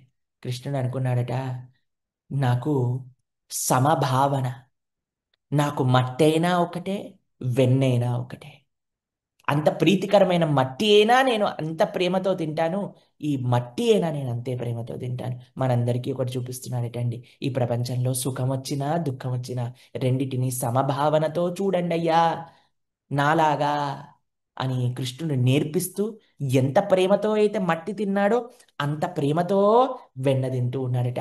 సమదృష్టి కలిగి ఉండాలి అని. తర్వాత కృష్ణుడు ఏమన్నాడో తెలుసా అండి? ఓ యశోద, నేనొక్కడే తినలేదు, వీళ్ళందరూ కూడా తిన్నారు. నిజంగా చూస్తే వాళ్ళందరూ తిన్నారా అండి? తినలేదండి. తిన్నారా అండి? తిన్నారా లేదా? తినలేదా? తిన్నారు కదండి. కృష్ణుడు తింటే మొత్తం అందరు తిన్నట్టే కదండి, కడుపులో ఉన్నది వీళ్ళందరూ కదండి. అందుకే కృష్ణుడు అంటున్నాడు, నేను ఒక్కడనే తినలేదమ్మా, అందరూ తిన్నారు. నేను ఒకవేళ తినుంటే కృష్ణుడు తిన్నాడంటే లోకాల్లో ఉండే వాళ్ళందరూ తిన్నట్టే అండి. అవునా కాదా చెప్పండి? దుర్వాస మహర్షి 10,000 మంది శిష్యులతో వచ్చినప్పుడు ఆ కృష్ణుడు ఒక్క మెతుకు తిన్నాడంటే దుర్వాస ఇంకా తన 10,000 శిష్యుల పొట్టలు పలిగిపోయేటట్టుగా పరిగెత్తారు అక్కడి నుంచి. అవునా కాదా చెప్పండి? కాబట్టి భగవానుడు ఒక్కడు స్వీకరిస్తే అంత ప్రపంచ లోకములన్నీ కూడా ఆనందపడతాయి. అందుకే భగవంతుడికి పెట్టాలండి. మనకి 2 కర్తవ్యాలు ఉన్నాయి, భగవంతుడికి పెట్టడం, ఆ భగవత్ ప్రసాదాన్ని అందరికీ పెట్టడం. ఈ రెండూ చేయాలండి. కొంతమంది కేవలం జనాలకి పెడితే సరిపోతుంది అనుకుంటారండి. కొంతమంది కేవలం భగవంతుడికి పెట్టే ప్రయత్నం చేస్తారు. భగవంతుడికి పెట్టాలి, ఆ ప్రసాదాన్ని అందరికీ పెట్టాలి. ఆ, కృష్ణుడ కృష్ణుడు ఎంత మాటకారంటే మాటలల్లో పెట్టేస్తున్నాడు. మెల్లగా మెల్లగా ఆ మట్టినంతా లోపలికి మింగేస్తూ మింగేస్తూ ఉన్నాడనమాట. ఒక్కొక్కటి ఒక్కొక్కటి లోపల. ఆ, మీకు ఆ విషయం తెలుసా అండి? యశోదమ్మకి విశ్వాసం కలగలేదట అండి. ఆ, వీడు తినలేదు తినలేదు అంటే అస్సలు విశ్వాసం కలగలేదట. అందుకు కృష్ణుడు అనుకున్నాడట, మా అమ్మకి విశ్వాసం కలగాలంటే ఏం చెయ్యాలి? ఒక పని చేస్తాను, విశ్వాన్ని చూపించేస్తాను, విశ్వాసం కలుగుతుంది అనుకున్నాడటండి కృష్ణుడు. విశ్వాసాన్ని కలిగించడానికి విశ్వాన్ని చూపించేశాడటండి మా స్వామి. తర్వాత ఒక ఆచార్యులు అంటారండి, ఎందుకు యశోదమ్మ ఏమన్నది? నోట్లో ఏముంది చూపించు అని అన్నదండి. ఒక ఆచార్యులు అంటారు, ఎవరితోటైనా అబద్ధం చెప్పచ్చు, కానీ అమ్మతోటి మాత్రం ఎప్పుడు అబద్ధం ఆడకూడదట. అందుకోసం ఎప్పుడైతే యశోదమ్మని నోట్లో ఏముంది అని అనేసరికి నోరు ఓపెన్ చేసి, అమ్మ నా లోపల మొత్తం విశ్వం ఉంది, బ్రహ్మాండం ఉంది, అన్ని లోకములు ఉన్నాయి, నువ్వు కూడా నా దగ్గరే ఉన్నావు, నే అమాత్తం దర్శనం. మీరు చూడండి అసలు ఎంత వైభవంగా ఆ విశ్వాన్ని మొత్తం కూడా స్వామి అలా అలా అలా అలా దర్శనం చేయించేశారు యశోదమ్మకి. యశోదమ్మ అలానే ఆశ్చర్యంతో చూస్తున్నదండి. ఆ, అంత ఆశ్చర్యంతో చూస్తూ ఉన్నదన్నమాట. అప్పుడు ఒక్కసారి యశోదమ్మకి ఐశ్వర్య భావన కలిగింది, భగవంతుడి యొక్క ఐశ్వర్య శక్తి. ఐశ్వర్య శక్తి అనుకున్నదట, ఏంటి ఈవిడ మాడి మాడికి మా స్వామిని భయపట్టిచ్చేస్తూ ఉంటుంది. ఆ ఏమన్నంటే ఏయ్ ఏయ్ అని అరుస్తూ ఉంటుంది మా స్వామి. ఎవరు మా వాడు అనుకున్నావు అని ఇలా చూపిస్తారు, ఎవరిని అని తొడగొడతారు చూడండి. భగవంతుడు ఏమనలేదటండి. భగవంతుడి యొక్క ఐశ్వర్య శక్తి, ఎందుకయ్యా మా వాడిని ఊరికే భయపెట్టాలని చూస్తావు, మా వాడిని ప్రశ్న అడుగుతావా, ఎవరనుకుంటున్నారు వీడు అని కృష్ణుడి యొక్క నోట్లో మొత్తం ఆ విశ్వాన్ని మొత్తం దర్శింపజేసిందట భగవంతుడి యొక్క ఐశ్వర్య శక్తి. ఒక్కసారి యశోదం ఇలా చూస్తూ, వామ్మో మా పిల్లవాడాయిన ఇంత వైభవమా, మొత్తం విశ్వముందా అని అనుకునే లోపల భగవానుడు అనుకున్నాడట, వామ్మో ఏమవుతుంది ఇప్పుడు? భగవంతుడు అని తెలుసుకుంటే ఆరతి ఇవ్వటం ప్రారంభం చేసింది అనుకోండి, యశోదమ్మ ఏమైనా బాగుంటుందా అండి అక్కడ? ఆ కాబట్టి వెంటనే భగవంతుడి యొక్క మాధుర్య శక్తి, భగవంతుడి యొక్క మాధుర్య శక్తి యశోదమ్మ యొక్క ప్రేమలో కప్పేసిందిట. వీడేంటే అదే నా భ్రమ. రాత్రిపూట పాలిస్తే అమ్మ వేడిగున్నాయి ఉఫ్ఫనూదు ఉఫ్ఫనూదటమే రానివాడు విశ్వాన్ని చూపించగలుగుతాడా అని వెంటనే ఆవిడ ఆ మాధుర్య శక్తి యొక్క ప్రభావంతో ఇలా అయిపోయిందట.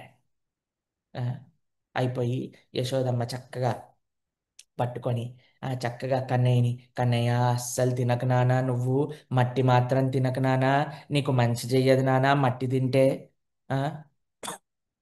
అని బుజ్జగించి యశోదమ్మని తీసుకెళ్ళి చక్కగా యశోదమ్మ కృష్ణుని తీసుకెళ్ళి చక్కగా కూర్చోబెట్టేదట.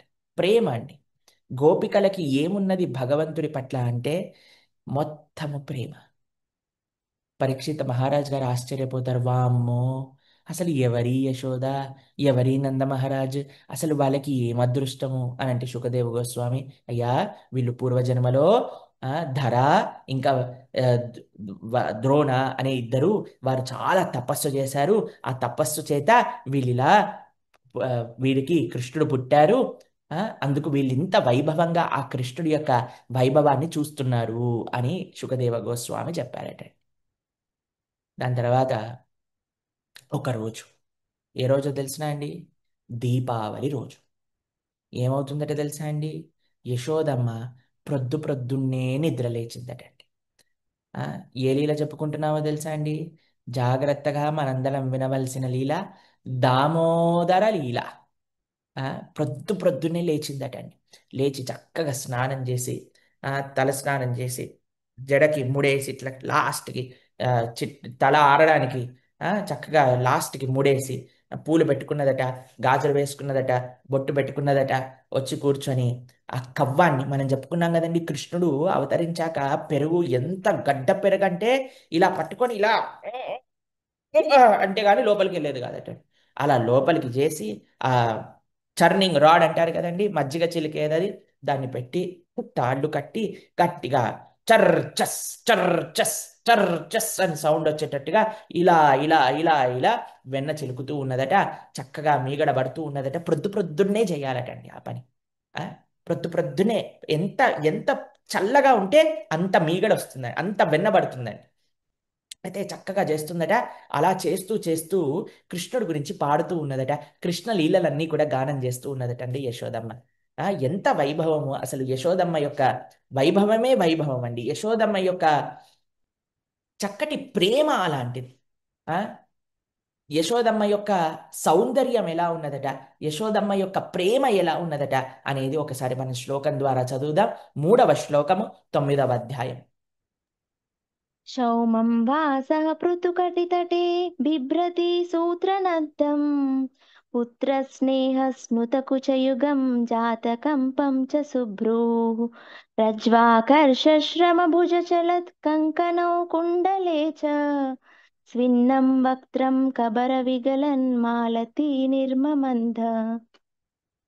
కుంకుమ పువ్వు రంగు చీరను ధరించి విశాలమగు కటి ప్రదేశమున మొలనూలు కట్టిన యశోద కవ్వపుత్రాడును లాగుచు శ్రమించగా ఆమె కంకణములు ధ్వనించుచుండెను, కుండలములు ఊగుచుండెను, దేహమంతయు కంపించుచుండెను. గాఢమగు పుత్ర ప్రేమ కారణమున ఆమె స్తనములు క్షీరముతో తడిసి ఉండెను. చక్కని కనుబొమ్మలతో ఉన్న ఆమె ముఖము చెమటతో తడిసి ఉండగా కేశపాశము నుండి మాలతీ పుష్పములు రాలుచుండెను. ఎంత చక్కగా చీర కట్టుకుందటండి యశోదమ్మ. మాలతి మల్లికా పుష్పాలను శిరస్సున ధరించిందట. ఆవిడ పాపం ఇలా ఇలా ఇలా ఇలా వెన్న చెలుగుతూ ఉంటే ఆ మాలతి మల్లికా పుష్పాలన్నీ కూడా కింద పడిపోతూ ఉన్నాయట. ఆ గాజుల శబ్దం చేస్తుందటండి. గాజుల శబ్దం చేస్తూ ఉంటే, ఆ వెన్న శబ్దం చేస్తుంటే మా కన్నయ్య పడుకొని లేవంగానే వెన్న వాసన వస్తుందట ఆయనకి. అమ్మో, పొద్దున్నే వెన్న తయారు చేస్తున్నారా అని అని లేచి, మా మహారాజు కదండి, మెల్లగా లేచి టింగ్ టింగ్ టింగ్ మన నడుచుకుంటూ వచ్చాడట. చూస్తూ ఉన్నాడట. ఏం చేస్తుందంటే యశోదమ్మ వెన్న పడుతుందట. కవ్వంతో పెరుగు చిలుకుతూ ఉందట. వచ్చి, అమ్మా ఏం చేస్తున్నావమ్మా అంటే, ఏం లేదు కన్నయ్య, నీకోసమే వెన్న చేస్తున్నాను కన్నయ్య, నీకు వెన్న అంటే చాలా ఇష్టం కదా కన్నయ్య. యశోదమ్మ నందమహారాజ్కి 9 లక్షల ఆవులు ఉండేవటండి. ఆ ఆవులలో కొన్ని చాలా స్పెషల్. పద్మగంధ అనే ఆవులు ఉండేవటండి. ఆవు యొక్క పాలు తామర పువ్వు వాసన పద్మగంధముతో ఉండేదటండి. న్యాచురల్ ఫ్లేవరింగ్ అండి. అలాంటి పాలు కృష్ణుడి కోసం యశోదమ్మ, వీడు వేరే గోపికల ఇంటికి వెళ్ళి తినాల్సిన అవసరం లేదు, నా ఇంట్లోనే అన్నిటికంటే గొప్ప వెన్న చేసి ఎలా పెడతానంటే ఇంకెక్కడికి వెళ్ళడు మా కన్నయ్య అని తానే పాలను బ్రతికి ఆ పాలను కాచి దాంట్లో పెరుగు తోడేసి స్వయంగా తీస్తుందట. ఇంకొక సెట్ పొయ్యి పైన పెట్టిందట మరగడానికి. కృష్ణుడు వచ్చాడట. అమ్మ ఏం చేస్తున్నావు అమ్మ? నీకోసమే కన్నయ్య, వెన్న తీస్తున్నాను కన్నయ్య. అమ్మ నాకు ఆకలేస్తుందమ్మా అని అంటే, ఒక్క నిమిషం కన్నయ్య, మళ్ళీ సూర్యుడు వచ్చాడనుకో వెన్న బాగా పడదు కృష్ణ, నేను ఒక్కసారి వెన్న తీసాక నీకు పాలిస్తా. లేదు, నాకు పాలివ్వాల్సిందే అని అన్నాడట. రావటమే ఇలా ఆ కవ్వాన్ని పట్టేసుకున్నాడటండి. ఎందుకు కవ్వాన్ని పట్టేసుకున్నాడో తెలుసా అండి? కృష్ణుడు మన దగ్గరకు వచ్చేంత వరకే మనం ఏదైనా కర్మ చేయాలండి. భగవానుడు వచ్చేసాక ఇంకేం కర్మ అవసరం లేదు కదండి, ఇంకేం పని ఉండాల్సిన అవసరం లేదు. కృష్ణుడు వచ్చాక ఇంకేం పని అండి, కృష్ణుడికే మన పని. కాబట్టి కృష్ణుడు అన్నాడంటే, అమ్మా నేను రావడానికి కోసం ఇంత కష్టపడ్డావు, నేను వచ్చేసాక ఇంకేంటమ్మా మళ్ళీ వెన తిలుకుతున్నావు, అది ఆపు, నా పైన కాన్సన్ట్రేట్ చెయ్యి అని వెళ్ళి చక్కగా పాలు తాగుతున్నాడట యశోదమ్మ దగ్గర నుంచి. యశోదమ్మ పాలు ఇస్తుందట అండి. అంత లోపల ఏమైందట, ఆ కిచెన్లో పెట్టింది కదండి, మరుగుతూ ఉన్న పాలు ఉన్నాయి కదండి, ఆ పాలు ఇలా మరుగుతూ బయటికి వచ్చి పొంగి పొర్లిపోతున్నాయట, మంటల్లోకి వెళ్ళి పడిపోతున్నాయట. ఎందుకో తెలుసా అండి? పాపం ఆ పాలు అనుకున్నాయట, ఒరే ఇంత దూరం నేను వస్తే నా పాలు కృష్ణుడు తాగుతాడేమో అని నేను వస్తే వీడేంటి యశోదమ్మ పాలు తాగేస్తున్నాడు. ఇప్పుడు మీరు చూడండి, కృష్ణుడికి చాలా ఆకలి ఎక్కువ అని మొన్న మనం చూసాం, అవునా కాదా చెప్పండి? ఎందుకు ఆకలి ఎక్కువ అని విన్నాం మనం? ఎందుకంటే ఆయన లోపల ముల్లోకాలు ఉన్నాయి కాబట్టి అందరికీ పాలిస్తుంది. ఇప్పుడు ఈ పాలు అనుకోవచ్చు కదండి, సరే కొన్ని పాలు యశోదమ్మ ఇస్తుంది, వాడికి ఎలానో ఆకలి ఎక్కువ, తర్వాత ఈయన పాలు తాగుతారు కదా. కానీ అలా కాదండి. ఈ పాలకి తెలుసా అంటండి, కృష్ణుడికి ఎంత ఆకలో యశోదమ్మకు అంత ప్రేమ. కృష్ణుడికి ఎన్ని పాలు కావాలో యశోదమ్మ, కృష్ణుడు తాగుతూనే ఉంటే యశోదమ్మ ఇస్తూనే ఉండొచ్చు. అంత యోగ్యత, అంత ప్రేమ కృష్ణుడి పట్ల యశోదమ్మకు ఉన్నది. కృష్ణుడికి ఎప్పుడైనా మనం ఇవ్వాలి, భగవంతుడికి ఎక్కువ ఇంక ఎంత చేయగలుగుతాను నేను, ఎక్కువ చేయాలటండి. భగవానుడు స్వీకరిస్తాడటండి, అడిగి మరీ తీసుకుంటాడటండి. కానీ ఎవరికైతే ప్రేమ లేదో వాడు పెట్టేది ఏది తినడటండి స్వామి, వాడు చేసే పూజలు దిగ్గే రాడటండి. ఆ? కానీ ఎవరైతే ప్రేమతో చేస్తారు, ఇంకెంత చెయ్యాలి స్వామికి, ఇంకెంత చెయ్యాలి, ఇంకెంత వైభవంగా చెయ్యాలి అనుకునే వాడి దగ్గరికి భగవానుడు వచ్చి ఇంకా కావాలి ఇంకా కావాలని అడిగి మరీ తీసుకుంటాడటండి. యశోదమ్మకి ఆ మాడిన వాసన వస్తుందటండి. మీకు ఆ విషయం తెలుసా అండి? సహజమే కదండి. వేరే వాళ్ళకి గొప్ప స్థితి కలిగిందనుకోండి, మనకు కూడా అప్పుడప్పుడు మాడుతూ ఉంటుందండి. అలా ఈ యొక్క పాలు కూడా మాడిపోతూ ఉన్నాయటండి. ఎందుకు ఈ పాలు అనుకున్నాయటో, రే నన్ను వదిలేసి వీడు యశోదమ్మ పాలు తాగుతున్నాడు, ఆ, యశోదమ్మ పాలకేమో అంత గొప్ప స్థితి వచ్చింది, మాకేమో ఇలా ఉంది అని పాపం పాలు మాడిపోతూ ఉన్నాయటండి. ఇంకో విషయం తెలుసా అండి? అయ్యో నా అస్తిత్వమే కృష్ణుడికి పట్టించడానికి మేము వస్తే ఈయనేమో యశోదమ్మ పాలు తాగేస్తున్నారు, ఇంకా మా జీవనం ఎందుకు అని మంటల్లోకి దూకిపోతున్నాయటండి పాలన్నీ కూడా. తర్వాత మీకు ఇంకో విషయం తెలుసా అండి? కృష్ణుడి యొక్క నామము చెప్తేనే ఈ ప్రాపంచికమైన తాపములు ఏమీ చేయలేదు. అలాంటిది మేము కృష్ణుడి ముందు ఉండి మాకు తాపం ఉందా కింద? అసలు ఇది నిజమేనా? అసలు కృష్ణుడి ముందు ఉన్నప్పుడు అసలు తాపం ఉంటుందా? ఇదేం ఆశ్చర్యము, మా కింద ఎందుకు తాపం ఉన్నది, మా కింద ఎందుకు వేడున్నది అని ఆ పాలు ఆశ్చర్యంతో పొంగిపోతున్నాయట. సరే ఏమైతే అదైంది. యశోదమ్మ కృష్ణుని కిందికి దింపేసింది. యశోదమ్మని అడుగుతూ అమ్మా అమ్మా ఎళ్ళకు అన్నా సరే పాపం, ఒరే మాడిపోతున్నాయిరా, పాలు పొంగిపోతున్నాయిరా అని యశోదమ్మ వెళ్ళి ఆ పాలు ఇంత దింపి కింద పెట్టిందట అండి. అంతే. కన్నయ్యకి ఎంత కోపం వచ్చిందట. నేను ఇక్కడికి వస్తే నన్ను ఒక మూల పడేస్తావా, నాకు పాలు ఇవ్వవా, నాకు ఆకలేస్తుంది అంటే నన్ను వదిలేసి నీకు ఆ పొయ్యి పై నుండే పాలు ముఖ్యమా? యశోదమ్మ చిలికే వెన్న పాత్ర ఉంది కదండి, దాన్ని పలగొట్టేశాడటండి. ఫస్ట్ పలగొట్టేసి అక్కడి నుంచి ఇంట్లో ఉండే వెన్న పాత్రలన్నీ కూడా పలగొట్టేశాడట. ప్రతి వెన్న పాత్ర నుంచి వెన్న తీసుకుంటున్నాడట, తింటున్నాడట, చీ బాలేదు అని పడేస్తున్నాడట, తీస్తున్నాడట, నోట్లో పెట్టుకుంటున్నాడట, మొత్తం తినేసి ఇంత ఉంటుంది కదండి, అప్పుడు చిచి చిచి అసలు వెన్న చేయటం వచ్చా మా అమ్మకి, పాట్ అని కింద పడేస్తున్నాడట. యశోదమ్మ పరిస్థితి ఎలా ఉందంటే, ఒక బిందెడు పాలు కాపాడడానికి వెళ్తే ఇంటి నిండా నష్టం వచ్చిందట. ఒక ఆయనట ఒకసారి ఒక ప్రతిజ్ఞ చేశాడట, ప్రతి ద్వాదశి రోజు ఒక గుప్పెడు ధాన్యాన్ని దానమిస్తాను అని పెట్టుకున్నాడటండి. సరే అని ఒక రోజు ఇద్దరు ముగ్గురు వచ్చారట. వాళ్ళందరికి చెప్పారట, ఒరే ఈ జమీందారు ప్రతి ద్వాదశి రోజు గుప్పెడు ధాన్యాన్ని ఇస్తున్నారంటే వందలాది మంది రావటం ప్రారంభం చేశారట. వీడు అనుకున్నారట, బామ్మో ఇంతమంది వస్తున్నారు, నా చెయ్యేమో చాలా పెద్దది, ఇంత దానం ఇస్తే మొత్తం పోతుంది కదా, వందల వందల మంది వస్తున్నారు రోజు అని ఏం చేశారట, కొత్తగా పెళ్ళయిందటండి వాళ్ళ అబ్బాయి, కొత్త కోడలు వచ్చిందటండి. కొత్త కోడలు వచ్చేసరికి కోడలు చెయ్యేమో చాలా చిన్నగా ఉందటండి. ఏమన్నారంటే, ఈ రోజు నేను ఇవ్వను మా కోడలు ఇస్తుంది అని చెప్పారట. సరే అని కొత్తగా పెళ్ళైన ఆవిడ సిగ్గుపడుతూ వచ్చి చిన్న చేత్తో ఇంత ఇంత ఇంత ఇంత ఇచ్చినా సరే అందరు వెళ్ళి, ఓ చాలా సుందరి స్త్రీ ఒక ఆవిడ పంచుతుంది అనగానే వందల మంది కాస్త 1000 మంది వచ్చారటండి ఆ రోజు. ఇంకేముంది, ఉన్నది కాకుండా షాపులలో తెచ్చి మరీ ఇయ్యాల్సి వచ్చిందట. అలాంటి స్థితి అనమాట. యశోదమ్మ పాపం ఒక చిన్న కుండలో ఉండే పాలు కాపాడుకోవడానికి వెళ్ళేసరికి ఇక్కడ చూసేసరికి మొత్తం నష్టమే వచ్చేసింది. అది కూడా కృష్ణుడటండి. ఇలా కోపంతో ఊగిపోతున్నాడండి, పెదాలన్నీ కూడా అని అంటున్నాడట, పెదాలని పట్టుకొని ఇలా పెదాలని కొరికేస్తున్నాడట. కృష్ణుడు ఎందుకు పెదాలని కొరుకుతున్నాడో తెలుసా అండి? మీకు చూడండి, ఎవరికైనా కోపం వచ్చిందనుకోండి, వెంటనే వస్తువు తీసి ఠామ్ అని భూమిపైన వేసేస్తా. కానీ కృష్ణుడు రియాక్ట్ అవ్వలేదండి కోపం రాగానే. ఏమనుకున్నాడంటే తెలుసా అండి, అమ్మో నేను ధరణిని కాపాడడానికి వచ్చానే, ధరణి ఒక స్త్రీ కదా, అనవసరంగా స్త్రీని ఎందుకు నేను ఇబ్బంది పెట్టాలి?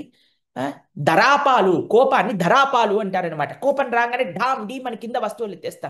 అయితే కృష్ణుడు కోపాన్ని ధరణి పైన చూపించకుండా అధరముల పైన చూపించుకున్నాడట.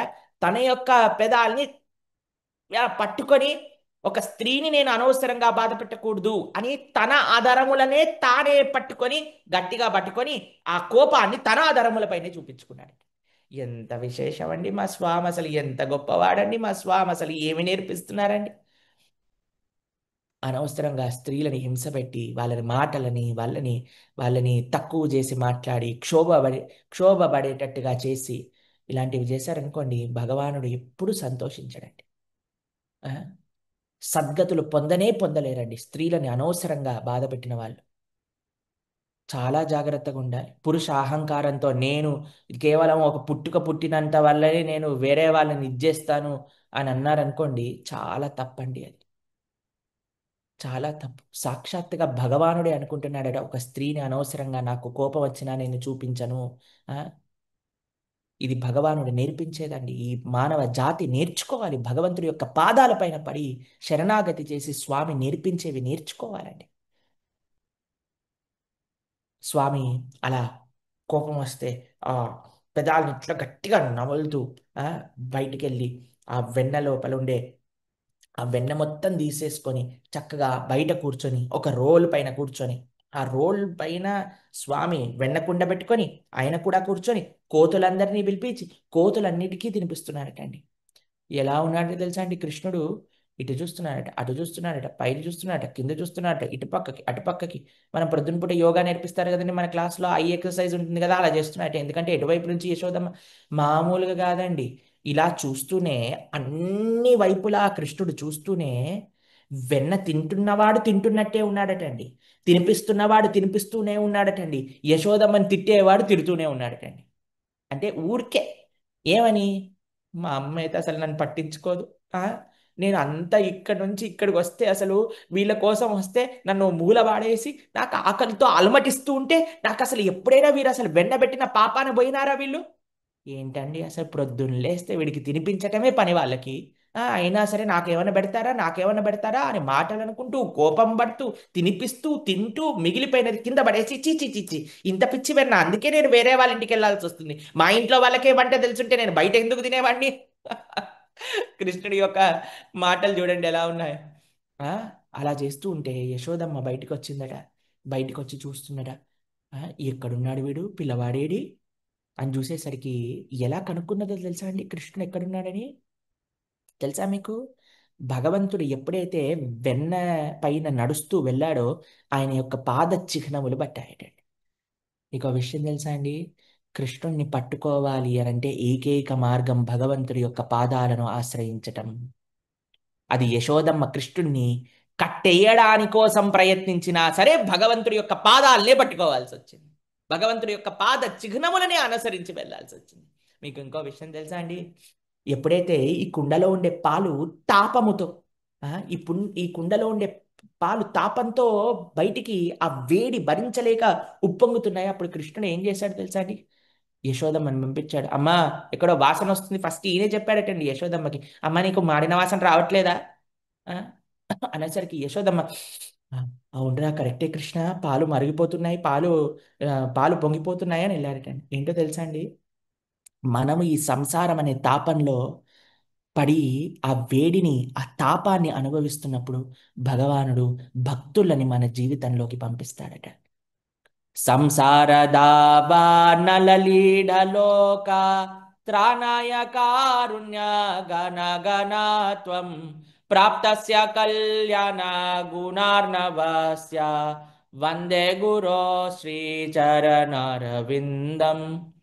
ఎప్పుడైతే మనం ఈ సంసార దావాగ్నిలో తప్పించుకుపోతూ ఉంటే భగవానుడు మనపైన కృపతో మనపైన కరుణతో మనకి మంచి చెయ్యాలి అని ఒక భావనతో ఏం చేస్తాడట భగవానుడు అని అంటే తన భక్తులని పంపిస్తాడట. మీరు చూడండి యశోదమ్మ గొప్పతనం కూడా. యశోదమ్మ కృష్ణుడిలా ఇలా పట్టుకొని పాలిస్తున్న యశోదమ్మ ఎప్పుడైతే పాలు మరిగిపోతున్నాయి పాలు వాడిపోతున్నాయి అని తెలిసిందో కృష్ణుడిని కింద పెట్టేసిందంటే. భక్తులకి కృష్ణుడి యొక్క సాంగత్యం కంటే కృష్ణుడి యొక్క సేవ ముఖ్యమటండి. ఆ, మనకి ఎక్కడ సేవ ఉంటే, భక్తి అంటే ఏంటో తెలుసా అండి? సేవ ఎక్కడుంటుందో అక్కడ మనం ఉండాలండి.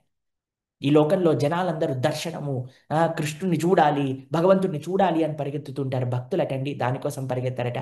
భక్తులు ఎప్పుడూ కూడా సేవ ఎక్కడ ఉంది, స్వామి ముఖ్యం, స్వామి యొక్క సాంగత్యం కాదటండి. అయ్యో భగవానుడికి నేను చేసే సమర్పణ, నేను చేసే సేవ పోతుంది కదా అని అక్కడికి పరిగెత్తుతారటండి భక్తులు. యశోదమ్మ ఆశ్రయించింది భగవంతుడి యొక్క శ్రీచరణాలని, ఆ శ్రీచరణ చిహ్నములను, భగవంతుడు చూపించిన మార్గాన్ని. ఎవరైతే భగవంతుడు చూపించిన మార్గాన్ని ఆ మార్గంలో వెళ్తారో అప్పుడే వాళ్ళు కృష్ణుని పొందగలుగుతారట. సరే అని ఆ మార్గంలో యశోదమ్మ వెళ్తూ ఉందట. ఒక కర్ర పట్టుకుందటండి చేతిలో. ఈరోజు వీడికి మాత్రం గుణపాఠం నేర్పించాల్సిందే అని ఒక కర్ర పట్టుకొని ఆ పాదాలు ఎలా అయితే ఉన్నాయో ఆ పాదాల వెనకాల నడుస్తూ నడుస్తూ ఉన్నదట. కృష్ణుడు అటు ఇటు పైకి కిందికి వెనక ముందు అన్ని చూస్తున్నాడటండి. కృష్ణుడి ముందు కోతులు ఉన్నాయటండి. కోతుల యొక్క నేత్రములలో యశోదమ్మ వెనకాల నుంచి కర్ర పట్టుకొని వస్తుందన్న విషయం చూశాడటండి మనోడు. ఏం చేశాడో తెలుసా అండి? ఒక్కసారి ఒలింపిక్స్లో లాంగ్ జంప్ కాంపిటీషన్లో మనోడే నెంబర్ 1 వచ్చేవాడండి ఇప్పుడుంటే. ఒక్కసారి లాంగ్ జంప్ చేసి పరగో పరగనమాట. అటు చూడటం లేదు, ఇటు చూడటం లేదు, పరిగెత్తుతున్నాడండి అంతే. యశోదమ్మ కూడా పరిగెత్తుతుంది, కృష్ణుడు పరిగెత్తుతున్నాడు, యశోదమ్మ పరిగెత్తుతుంది, కృష్ణుడు పరిగెత్తుతున్నాడు, యశోదమ్మ పరిగెత్తుతుంది, కృష్ణుడు పరిగెత్తుతున్నాడు, యశోదమ్మ పరిగెత్తుతుంది. అసలు పట్టుకోవడానికే రావట్లేదటండి. గోపికలందరూ ఏయ్ మమ్మల్ని పట్టుకోమన్నావు కదా, ఇప్పుడు పట్టుకో చూడు, పట్టుకొని చూద్దాం అని అందరు కిలికిలా కిలికిలా పక్కింటి వాళ్ళందరూ నవ్వుతున్నారటండి. ఇంకా యశోదమ్మకి ఇంకా బీపీ పెరిగిపోయిందండి. ఎలాగైనా సరే వీడిని పట్టుకోవాలి అని పరిగెత్తుతుందట. యశోదమ్మ శిరస్సు పై నుండి కొన్ని పూలు కింద పడిపోయాయట. ఎందుకు పడిపోయాయో తెలుసా అండి? వామ్మో, యశోద దేవుణ్ణే పట్టుకోవాలి, భగవంతుణ్ణే పట్టుకోవాలని ప్రయత్నం చేస్తుందా, భగవంతుణ్ణి కొట్టేస్తుందా, భగవంతుణ్ణే భయపెట్టేస్తుందా, మేము మాత్రం ఈ పాపంలో భాగస్వామ్యం కాదయ్యా అని ఆ పూలు వాటంతటే అవి కింద పడిపోయాయటండి. ఇంకొద్దిగా పరిగెత్తంగానే ఇంకొన్ని పూలు పడిపోయాయటండి. ఈ పూలు ఎందుకు పడిపోయినాయి? పాపం యశోదమ్మ ఆల్రెడీ కొద్దిగా చాలా ప్రయత్నం చేస్తుంది పరిగెత్తడానికి, అనవసరంగా మా వెయిట్ ఎందుకు యశోదమ్మకి, మేమే కింద పడిపోతే ఫాస్ట్గా పరిగెత్తచ్చు అని ఆయనతో ఇంకా పూలు కూడా కింద పడిపోయాయటండి. యశోదమ్మ పరిగెత్తుతుందట, కృష్ణుడు మాత్రం వెనకకి చూడట్లేదటండి. అన్ని వైపులు చూస్తున్నట్ట, ఇటువైపు అటువైపు ముందు వెనక కింద. యశోదమ్మ వైపు మాత్రం చూడట్లేదట. ఎందుకో తెలుసా అండి? యశోదమ్మ ఒక కర్ర పట్టుకుందట. కోపంతో ఉన్నదట. ఎప్పుడైతే కోపంతో ఉన్నదో, ఎప్పుడైతే ఆక్రోషంతో ఉన్నదో కృష్ణుడు మన వైపు చూడాడటండి. నేను ఇంకో విషయం చెప్తాను. భగవానుడు మనకి చిన్నప్పుడు మీరు ఎప్పుడైనా చోర్ పోలీస్ ఆడారా అండి? ఎప్పుడైనా హైడ్ అండ్ సీక్ ఆడారా? పట్టుకోవడానికి వెళ్ళినప్పుడు మనకి వెనకాల ఎక్కడున్నాడు అని మాత్రం వెనకాల చూస్తే పట్టేసుకుంటారండి. అవునా కాదా చెప్పండి? వెనకాల చూడకుండా పరిగెత్తుతూనే ఉండాలి, సౌండ్ బట్టి పరిగెత్తుతూనే ఉండాలి. ఆపి వెనకాల తిరిగామనుకో అవుట్ అయిపోతుంది. అందుకే కృష్ణుడు కూడా బాగా ఫుల్ గేమ్స్ ఎక్స్పర్ట్ కదండి. రేపు చూస్తాం మనం అసలు ఏమి గేములు ఆడేవాళ్ళు, గేములే అసలు. అలాంటి ఆటలు, అన్ని ఆటలకు ప్రారంభమే మా కన్నయ్య అండి. అలాంటి ఆటలు రేపు మనం బృందావన లీలలు చూడబోతున్నాం. అసలు ఏమేమి లీలలు కృష్ణుడు చేశాడు, ఏమేమి ఆటలు బృందావనంలో ఆడాడట కృష్ణుడు. పరిగెత్తుతున్నాడట. యశోదమ్మ పరిగెత్తుందట, కృష్ణుడు పరిగెత్తుతున్నాడు, యశోదమ్మ పరిగెత్తుతుంది. లాస్ట్కి ఎలాగైనా సరే ఒక్కసారి అసలు యశోద ఎక్కడుంది అని చూడడానికి ఇలా వెనకాలకి తిరిగాడో లేదో పట్టని పట్టేసుకుందట యశోద. కృష్ణుని ఎప్పుడైతే పట్టేసుకుందో కర్ర బారేసిందట. ఎప్పుడైతే కర్ర బారేసిందో కృష్ణుడు చూశాడట యశోదమ్మ. చూసేసరికి అమ్మయ్యా, ఈరోజు దొరికావారా, ఇప్పుడు నీ పెళ్లి చేస్తానురా. దొంగతనం చేస్తావా? నీకేమి ఏమనుకుంటున్నావు నువ్వు? ఈ రోజు నిన్ను కట్టేసి నీకు గుణపాఠం నేర్పిస్తా అంటే కృష్ణుడు ఒక్కసారి ఏం చేస్తున్నట్టే తెలుసా అండి? ఏడుపు రాబోతుంది, ప్రారంభం అవ్వబోతుందట ఏడుపు. అంత లోపల కాటికి దూర్చేసుకుంటున్నాడు. ఎందుకు కాటికి దూర్చేసుకుంటున్నాడు తెలుసా అండి? ఇప్పుడు కాటికి ఉందనుకోండి, ఏడ్చాడు అనుకోండి, ఆ కాటిక మరకలన్నీ పడతాయండి చెంపల పైన. కాటిక మరకలు కానీ చెంపల పైన పడి వీడు సాయంత్రం పూట ఆడుకోవడానికి వెళ్ళాడు అనుకోండి, అందరు స్నేహితులు నాకు తెలిసి ఈరోజు మీ అమ్మ కొట్టినట్టుంది, ఏడ్చినట్టున్నావు అని ఎక్కిరిస్తారేమో అని, వాళ్ళు ఎక్కిరిస్తారేమో అని ఇప్పుడు గుర్తు తెచ్చుకుంటూ ముందే కాటిక దిడిపేస్తున్నట్టండి మనోడు. ఏమి సెల్ఫ్ కాన్షియస్ పర్సన్ అండి మన ఆయన. చేసి మొత్తం కాటికంతా తూర్పెచ్చేస్తుంటూ అప్పుడు యశోదమ్మ భయపట్టేస్తున్నట. ఏ అల్లరి పిల్లోడా, అందరు చెప్తే నమ్మలేదు కానీ ఈ రోజు తెలిసింది నువ్వు మన ఇంట్లో ఉండే కుండలన్నీ పలగొడతావా, మొత్తం కింద నేలమట్టం చేస్తావా. నేలమట్టం చేసి ఆ మజ్జిగంతా కూడా కింద పడిపోతే ఆ మజ్జిగలో ఇలా ఇలా దొరలాడట. అందరు అంటారు, ఒరే వీడు పాల సముద్రం వదిలేసి మజ్జిగ సముద్రంలో పడుకున్నవాడిలాగా అనిపిస్తున్నాడు. అంతే కదండి, పాల సముద్రం వదిలేసి ఇక్కడికి వచ్చాడు కదండి ఆయన. పాల సముద్రం వదిలేసి మజ్జిగను కూడా టేస్ట్, మజ్జిగ సముద్రంలో బొరలాడుతున్నాడట కృష్ణుడు. యశోదమ్మ కోపంతో నోర్మి అనగానే కృష్ణుడు ఏదో చెప్పాలని ప్రయత్నిస్తే ఏడుస్తుంటే ఏ నోర్మి అని అనగానే ఇంకా అని ఇలా బిగబట్టేసుకొని అని ఏడుపు బయటికి వస్తుందట. బయటికంటేమో యశోదమ్మ ఇంకా భయపడుతుంది, లోపల మింగాలేమో రావట్లేదు, కళ్ళలోంచి నిలుస్తున్నట. ఇలా ఇలా అనుకుంటున్నట. యశోదమ్మ అనుకున్నట, వీడిని కట్టి వీడికి గుణపాఠం నేర్పించాలని ఒక రోల్ తీసుకొచ్చి పక్క ఒక తాడు తీసుకొచ్చి కడుతుందట. కట్టడానికి ప్రయత్నం చేస్తుందట, అసలు కట్టలేకపోతుందట. అందరూ కూడా కట్టు చూస్తాం కదా, పట్టుకున్నావు కదా, ఇప్పుడు కట్టు చూద్దాం అనగానే ఇంకా తాడు తెచ్చిందట, ఇంకా కాడు పట్టుకొచ్చిందట, కట్టలేకపోతుందట, ఇంకా తాడు తెచ్చిందట, ఇంకా కడుతుందట, కట్టలేకపోతుందట. ఇంట్లో ఉండే తాళాన్ని తీసుకొచ్చిందట, కట్టలేకపోతుందట. పక్కనుండే అందరు నవ్వుతున్నారు కదా గోపికలు, వాళ్ళ ఇంట్లో తాళ్ళు తీసుకొచ్చారట, వాళ్ళ ఇంట్లో తాళ్ళు తీసుకొస్తే కట్టలేకపోతుందట. తర్వాత వాళ్ళ ఇంట్లో గోశాల్లో ఉండే తాళ్ళని తీసుకొచ్చారట, 9 లక్షల ఆవుల యొక్క తాళ్ళని తీసుకొచ్చేసారట, అయినా కట్టలేకపోతున్నారట. మిగతా గోకులంలో ఉండే గోపాల బాలులకి గోపికలకి ఉండే ఆవులు దూడలు ఎద్దులకు ఉండే తాళ్ళని పట్టుకొచ్చారట, అయినా కట్టలేకపోతున్నారట. గోపికల ఇంట్లలో ఉండే తాళ్ళు ఎక్కడెక్కడ తాడు లాంటివి ఉన్నా సరే తీసుకొచ్చి కడుతున్నారట, కానీ కట్టలేకపోతున్నారు. ఎంత ప్రయత్నం చేసినా సరే కట్టలేకపోతున్నారు. ఎందుకు కట్టలేకపోతున్నారో తెలుసా అండి? ఎప్పుడైతే ఆ ముడి వేయడానికి ప్రయత్నం చేస్తున్నారో కృష్ణుడు చూసేవాడట. కృష్ణుడి యొక్క కృపా దృష్టి పడ్డాక ఎవరైనా బంధములలో చిక్కుకుంటారా చెప్పండి? యశోదమ్మ ఏం చేస్తుంది? ఆ తాడికి ముడెయ్యాలని చూస్తుంది, బంధించాలని చూస్తుంది. ఎవరైనా బంధంలో చిక్కుకుంటాడా కృష్ణుడి యొక్క కృపాపాత్రలయ్యాక? కాబట్టి ఆ తాడు అస్సలు కూడా బంధింపబడట్లేదటండి. ఈవిడ ఎంత కట్టి లాగుదాం అన్నా సరే బంధింపబడట్లేదట. భగవంతుడి యొక్క ఐశ్వర్య శక్తి ఇలా పక్కన కూర్చొని, మా కృష్ణుని చూడు ఎలా కడతావో చూద్దాం నువ్వు మా కృష్ణుని అని ఐశ్వర్య శక్తి ఇలా ఇలా చూస్తుంటే యశోదమ్మ అందరూ చూసి నవ్వుతూ ఉంటే, యశోదమ్మ పాపం అలిసిపోయి ఏం చేయాలి ఇప్పుడు, అసలు వీడిని ఇంత కష్టపడుతున్నా ఏం చేయాలి అని ఇలా ఇలా చూస్తూ ఉంటే పాపం చాలా బాధతో అలసిపోయి ఇలా అలసిపోయి చెమటలు గారుతున్నాయట, ఆయాసం వస్తుందట. పాపం కృష్ణుడు చూశాడట, పాపం అమ్మ ఇంత కష్టపడుతుంది కదా, సరేలే, అన్నిటికంటే గొప్ప శక్తి అండి ఐశ్వర్య శక్తి. భగవంతుడి యొక్క వివిధ శక్తులు కూడా కట్టించనేయకుండా చేస్తే, కానీ ఆ భగవంతుడి యొక్క కృపాశక్తి ఒక్కసారి చూద్దాం. 13వ శ్లోకం 14వ శ్లోకం ఒకసారి చదువుదాం. ఆ స్వామి యొక్క వైభవాన్ని ఎలా ఎలా కట్టాలని ప్రయత్నం చేస్తున్నాయని. न चान्तर्न बहिर्यस्य न पूर्वं नापि चापरं पूर्वापरं बहिश्चान्तर्जगतो यो जगच्चयः तं मत्वात्मजमव्यक्तं मर्त्यलिङ्गं मधोक्षजं गोपीकोलूखलेदाम्ना बबन्ध प्राकृतं यथा. దేవదేవుడు ఆది అంతములు అంతర్వ్యాహములు ముందు వెనుకలు లేనివాడు, అనగా అతడు సర్వవ్యాపి, కాల ప్రభావము లేనివాడు కనుక భూత భవిష్యత్ వర్తమానములు అతనికి సమానము. సర్వకాలములయందు అతడు తన దివ్య రూపమున విలసితుడై ఉండును. సమస్తమునకు తానే కార్యకారణమై ఉన్నప్పటికీ పరిపూర్ణుడైనందున అతడు కార్యకారణ భేదమునకు పరుడై ఉన్నాడు. ఇంద్రియ అనుభూతికి అతీతుడైన ఆ అవ్యక్తుడు మనుష్య బాలునిగా అవతరించగా యశోద అతన్ని సామాన్య బాలుడు అని తలచినదై కొయ్యరోటికి త్రాటితో కట్టివేసినది.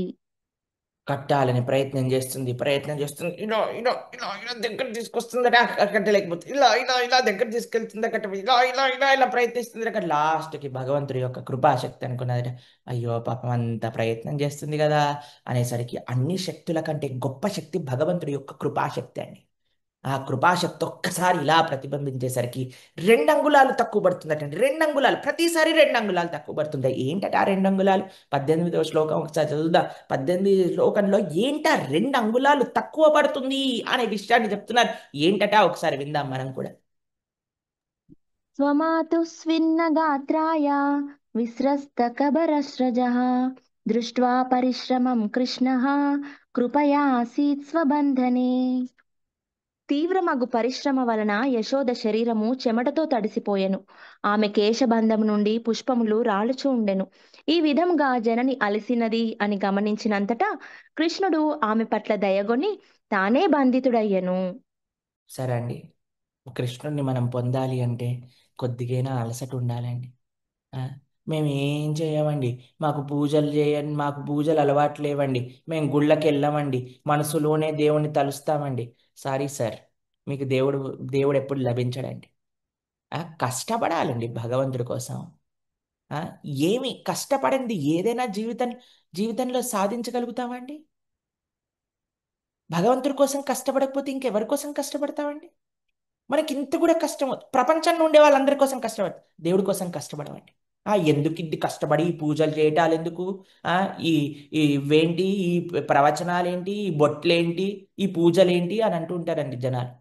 ఎంత అన్యాయం! అలాంటి వాళ్ళు భగవంతుడి కాదు కదా, భగవంతుడి లోకాన్ని దూరం దూరం నుంచి కూడా చూడలేరండి.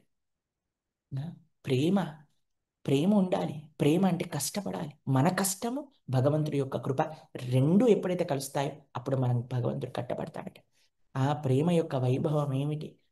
ఒకసారి 19, 20, 21 శ్లోకాలు ఒకసారి చదువుదాం. అసలు ఆ భక్తి యొక్క విశిష్టత ఏంటి? అసలు గొప్పత, యశోదమ్మ యొక్క గొప్పతనం ఏంటి? ఒక్కసారి చదవండి. ఏవం సందర్శితా హ్యంగా హరినాభృత్య వశ్యతా స్వవశేనాపి కృష్ణేన యస్యేదం సేశ్వరం వశే. పరీక్షిత్ మహారాజా, శివుడు, బ్రహ్మ, ఇంద్రాది దేవతలతో పాటు ఈ సమస్త విశ్వము దేవదేవుని అధీనంలోనే ఉంది. అయినను అతనికి ఒక దివ్య లక్షణము ఉన్నది. అది ఏమనగా అతడు భక్తులకు వశుడగుచుండును. ఈ లీలయందు శ్రీకృష్ణుడు దానినే ఇప్పుడు ప్రదర్శించెను. నేమం విరించో నభవో న శ్రీరప్యంగ సంశ్రయా ప్రసాదం లేభిరే గోపీ యత్తత్ ప్రాప విముక్తిదాత్. ఈ భౌతిక జగత్తు నుండి విముక్తిని ప్రసాదించు భగవానుని వలన యశోద పొందినట్టి అనుగ్రహమును బ్రహ్మ గాని, శివుడు గాని, దేవదేవుని అర్ధాంగిని అగు లక్ష్మీదేవి గాని పొందజాలరు. నాయం సుఖాపో భగవాన్ దేహినాం గోపికాసుతః జ్ఞానినాం చాత్మభూతానాం యథా భక్తిమతామిహ. యశోదాసుతుడగు శ్రీకృష్ణుడు స్వతః ప్రేమ భక్తిలో నెలకొనిన భక్తులకే సులభుడగును. జ్ఞానులకు తీవ్రమగు తపస్సు ద్వారా ఆత్మానుభూతిని బడయుటకు యత్నించి యోగులకు, దేహాత్మ బుద్ధి కలిగిన వారులకు మాత్రం అతడు సులభుడు కాడు. ఆహాహా! ఏంటండి భక్తి యొక్క వైభవం! ఇలాంటి భగవానుడట అంటే బ్రహ్మ, శివ, ఇంద్ర ఇట్లాంటి దేవతలందరూ కూడా భగవంతుడి యొక్క కంట్రోల్లో ఉంటారటండి. అటువంటి భగవానుడు భక్తుల యొక్క కంట్రోల్లో ఉంటారటండి. సుఖదేవ గోస్వామి పరీక్షితుడికి చెప్తున్నారు, అయ్యా అందరూ దేవతలు కూడా భగవంతుడి యొక్క కంట్రోల్లో ఉంటారు, కానీ భగవంతుడు మాత్రం భక్తుల యొక్క కంట్రోల్లో ఉంటారు. దాని తర్వాత నేమాం విరించో నభవో, బ్రహ్మగారికి ఇవ్వలేదట, శివుడికి ఇవ్వలేదట, లక్ష్మీదేవికి కూడా ఇవ్వలేదటండి భగవంతుడు. ఇంత అవకాశం, భగవంతుడిని బంధించే అవకాశం యశోదమ్మకి ఇచ్చాడటండి. యశోదమ్మని ఇంత పవిత్రం చేశారటండి. తర్వాత ఇక్కడ చెప్తున్నారండి 21వ శ్లోకంలో, అయ్యా భగవంతుడి పట్ల భక్తి ఉన్న వాళ్ళకి మాత్రమే భగవంతుడు పొందుతాడు. జ్ఞానము భగవంతుడిని పొందడానికి ఒక లక్షణము కాదు. ఆ దేహ బుద్ధి ఉండటం భగవంతుడి యొక్క లక్షణం, భగవంతుడిని పొందడానికి లక్షణం కాదు. కేవలం పరమ భక్తితో, భక్తి అంటే భగవంతుడికి ఇవ్వాలి, భగవంతుడికి కూడా కావాలటండి. భగవంతుడు అడిగి మరీ తీసుకుంటాడే. మీకు ఒక విషయం చెప్తాను. ఒక గోపిక పిడకలు చేసేదటండి, పేడ పిడకలు చేసుకొని చక్కగా వాటిపైన పాలు కాచి కృష్ణుడికి వెన్న చేసి పెట్టేదటండి. ఒకసారి కృష్ణుడు ప్రొద్దునపూట లేచి నడుచుకుంటూ బయటికి వచ్చాడట. ఈవిడ ఒక పెద్ద టోక్రి గంప తీసుకొచ్చి దాంట్లో పేడను మొత్తం ఎత్తుకొని తీసుకెళ్తుందటండి. కృష్ణుడు అన్నాడు, ఏయ్ పేడ ఫ్రీ అనుకుంటున్నావా? పేడ ఫ్రీ కాదు, డబ్బులు కట్టాలి అన్నాడు. పేడకి ఎవరైనా డబ్బులు కడతారా కన్నయ్య? కట్టాల్సిందే, మా ఇంట్లో అన్ని విత్ కాస్ట్ అని అన్నట్టు. సరే కన్నయ్య, నేను ఒక పని చేస్తాను, నువ్వు ఖాతా పెట్టుకో, నెల లోపల నేను ఎన్ని తీసుకెళ్తానో అన్నిటికీ నేను ఏం కట్టాలి కన్నయ్య? డబ్బు ఏం కావాలి నీకు? డబ్బులు లేవు కదండి, అప్పుడు ఏం కావాలి? ఇంకేముందమ్మా, నువ్వు వెన్న బాగా చేస్తావు కదా, నువ్వు తీసుకెళ్లే ప్రతి గంపకి ఒక వెన్న ముద్ద పెట్టి నాకు ఇంకేం అడుగుతాను నేను, అంతే అన్నాడు.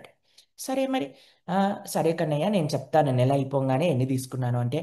నువ్వు అబద్ధం ఆడితే ఇన్ని తీసుకొని అన్నే తీసుకున్నా అంటే ఒక పని చెయ్యి, నువ్వు ప్రతిసారి పేడగంప తీసుకెళ్తావు కదా, అందులో ఒక చిన్న బాల్ చేసి, ఒక చిన్న గోళా చేసి ఈ గోడ ఉంది కదా దీనిపైన అతకబెట్టు.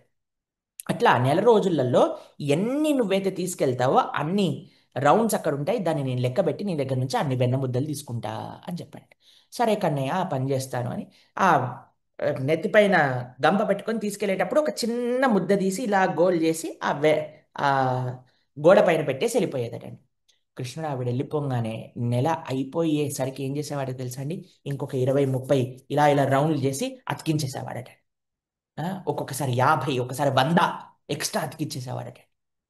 ఎందుకో తెలుసా అండి? కృష్ణుడికి కావాలట. ఆయనకి వెన్న తక్కువ అండి? ఆయనకి పాలు తక్కువ అండి, ఆయనకి మీగడ తక్కువ అండి, ఆయనకి ఏం తక్కువ అండి? కానీ ఆయనకు కావాలి. ప్రేమ కలిగిన వాడిని అడిగి మరీ కన్నయ్య చేయించుకుంటాడటండి. ఆ? ఎవరికైతే తన పట్ల ప్రేమ ఉంటుందో భగవంతుడు అడిగి మరి వాళ్ళ చేతితో ఉత్సవాలు చేయించుకుంటాడండి. అడిగి మరీ ఆయన సేవలు చేయించుకుంటాడండి. ఎవరికైతే ప్రేమ లేదో, ఎవరంటే భగవంతుడికి ఉత్సవాలు చేయటంలో ఏడుస్తాడు, అలాంటి వాడిని ఎప్పుడూ భగవంతుడు అడగడటండి. ఆ? భక్తులను అడుగుతాడు. మాకు తెలుసండి, మేము మేము మేము చూసాం కాబట్టి మీకు చెప్తాను. భగవంతుడు అడిగి మరీ చేయించుకుంటాడు ఉత్సవాలు. ఆ? ప్రేమ ఉంటే, ప్రేమ ఉండాలి భగవంతుడి పట్ల. సారము, ఈ ప్రపంచంలో సారం ఏమిటి అంటే ఆ భగవంతుడి యొక్క సేవ, ఆ భగవంతుడి పట్ల ప్రేమ కలగటం. అది లేకపోతే ఏంటండి ఈ ప్రపంచంలో మిగతా అవన్నీ అసార్ పునః పునః చర్విత చర్వనాన. ఏది ఈ ప్రపంచంలో సారవంతం కాదండి, తెలిసిన మీకు. ఆ, మొన్న దామోదర్ లీలలో కూడా కృష్ణుడు అక్కడ పాలున్నాయట, పెరుగున్నాయట, మీగడున్నదట, కానీ వెన్ననే తిన్నాడట. ఎందుకు వెన్నను పట్టుకున్నాడు తెలుసా అండి? కృష్ణుడు చూపించాలని. ఈ ప్రపంచంలో ఎన్నో ఉంటాయి, కానీ ఓ మనిషి, సారాన్ని గ్రహించు. సకల శాస్త్రముల యొక్క సారమే భాగవతం. భాగవతం అనేది భగవంతుడి యొక్క ప్రేమతో నిండి ఉంది. భగవంతుణ్ణి ప్రేమించటం, భగవంతుణ్ణి భక్తి చేయటమే సారాతి సారం. ఆ సారము, ఆ భగవద్గీత, భాగవతం మనకి చెప్తుంది. అది యశోదమ్మ దగ్గర ఉందట. అందుకే బ్రహ్మ, శివ, ఇంద్ర, లక్ష్మీదేవికి రాని గౌరవాన్ని, ఆ స్థాయిని, ఆ చక్కటి సేవని యశోదమ్మకి ఇచ్చాడట. యశోదమ్మకి ఆ కృప చూపించాడట. ఆ, అసలు ఏమి వైభవం అండి!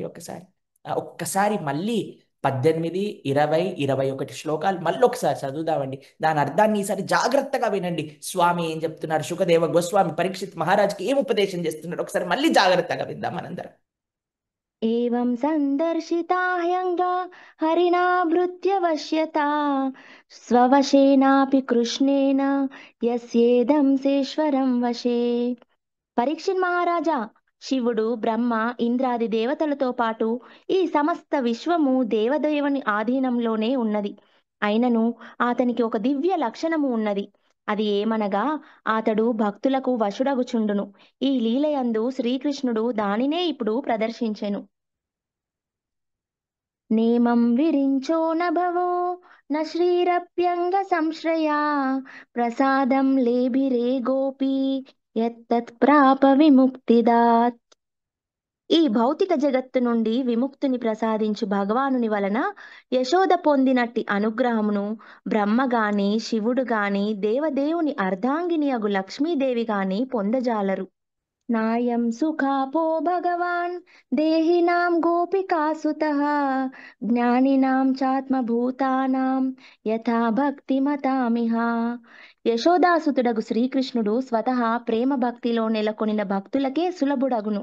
జ్ఞానులకు తీవ్రమగు తపస్సు ద్వారా ఆత్మానుభూతిని బడయుటకు యత్నించు యోగులకు, దేహాత్మబుద్ధి కలిగిన వార్లకు అతడు సులభుడు కాడు. కర్ములకి, జ్ఞానులకి, యోగులకి భగవంతుడు పొందడట.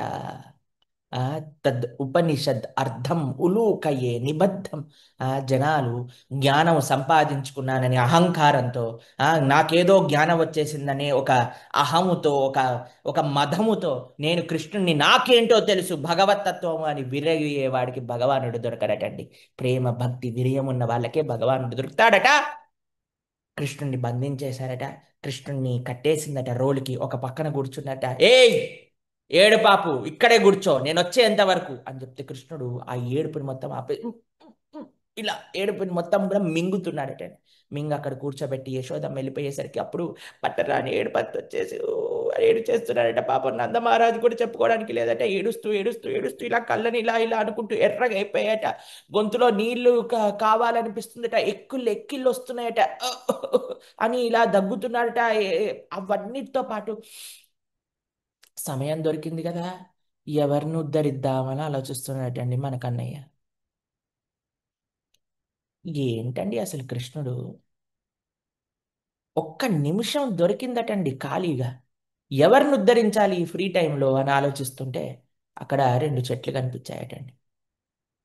అయితే శుకదేవ గోస్వామి పరీక్షిత్ మహారాజ్ గారికి చెప్తున్నారు, అయ్యా, నారదముని శాపం చేత కుబేరుడి యొక్క పిల్లలు చెట్లగా మారారు అని అన్నారట. ఎప్పుడైతే ఇలా చెప్పారో వెంటనే పరీక్షిత్తు, శాపమా? ఎవరికి శాపం వచ్చింది? ఏమెరిగింది శాపం అవుతే? అని అన్నాడటండి. మీకు ఒక విషయం తెలుసా అండి, ఆశ్చర్యకరం. ఇప్పుడు భక్తులకు ఒక లక్షణం ఉంటుందండి. భక్తులు ఎప్పుడు కూడా వేరే వాళ్ళు చేసిన చెడుని వినాలి అని అనుకోరండి. అసలు వేరే వాళ్ళ దగ్గర వేరే వాళ్ళు జరిగిన ముచ్చట్లు, వేరే వాళ్ళకి ఎట్లా గొడవలు అయ్యాయి, ఏమైనా ఇవన్నీ అసలు భక్తులకి అసలు తీరికనే ఉండదండి. అలాంటి ఒక ఆలోచనే భక్తుల యొక్క హృదయంలోకి రాదు. అలాంటిది పరమ భాగవతోత్తములైన పరీక్షిత మహారాజు ఎందుకు అడుగుతున్నాడో తెలుసా అండి? ఆయన కూడా ఒక శాపవస్థ ఇక్కడ కూర్చున్నాడు కాబట్టి. శుకదేవ గోస్వామి ఏమన్నాడు? నారదుడు శాపం ఇచ్చాడు.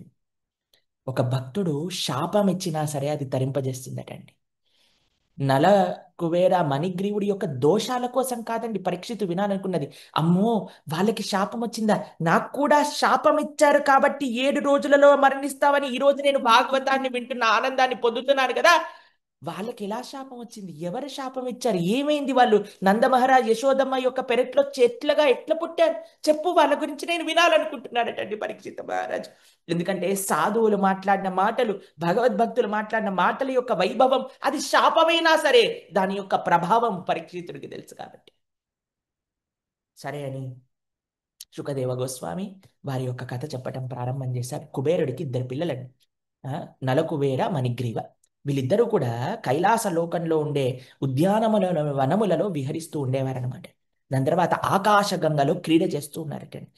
చాలా ఇప్పుడు చూడండి, దేవతలకి ట్రెజరీ అయిన కుబేరుడు, చాలా డబ్బులున్నాయి, చాలా హోదా ఉన్నది, పలుకుబడి ఉన్నది, ఇంకేంటండి ఎంజాయ్ ఎంజాయ్ అని బాగా నగ్నంగా స్త్రీలతో మందు తాగుతూ ఆకాశగంగలో, పరమ పవిత్రమైన ఆకాశగంగా నది తీరంలో ఎక్కడైతే యోగులు మునులు ఋషులు తపస్సును ఆచరిస్తారో, మహాభాగవతోత్తములు వస్తారో, సాక్షాత్తుగా పరమశివుడు ఉండే ఆ కైలాస పర్వత ప్రాంతములో వీళ్ళు నగ్నంగా తిరుగుతూ ఉన్నారట. నారదముని వచ్చారట. ఆ స్త్రీలు వెంటనే కప్పుకున్నారటండి. కానీ వీళ్ళిద్దరు మాత్రం మదంతో అలానే నగ్నంగా ఉంటూ త్రాగుతూ నారదుని చూస్తున్నారటండి. వెంటనే నారదుడు అన్నారట, అయ్యా, మీకు నగ్నంగా ఉండడానికి అంత కోరిక కదా, చెట్లయిపోండి అని అన్నారు. మీకు ఆ విషయం తెలుసా అండి? సనాతన ధర్మము, భారతీయత, సనాతన సంస్కృతి, ఒక సాంప్రదాయం ఉందండి, మనకు ఒక కల్చర్ ఉన్నది. దాన్ని ఈరోజు చిన్నాభిన్నం చేసేస్తున్నారు. కేవలం స్త్రీలను కాదు, పురుషులు కూడా అండి. పెద్దలు ఉన్నప్పుడు మనము ఒక థర్డ్ పార్టీ మధ్యలో ఉన్నప్పుడు ఇంట్లో మీరు శయనం చేసేటప్పుడు ఎవరు మిమ్మల్ని ఏం ప్రశ్న అడగలేరండి.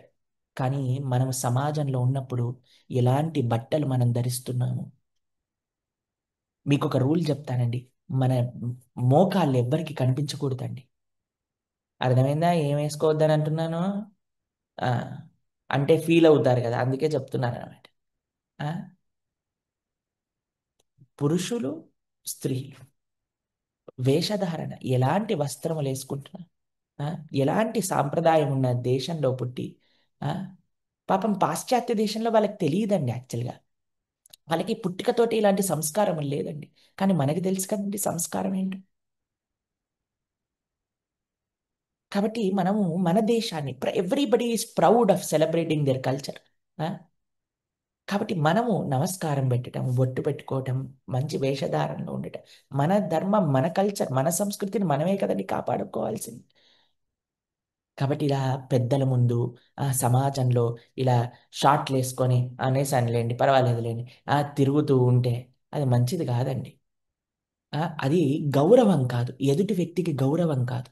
భగవంతుడు ముందు, పెద్దల ముందు, ఆలయంలో కూడా వచ్చేస్తున్నారండి ఇప్పుడు, అందుకే చెప్పాల్సి వస్తుంది.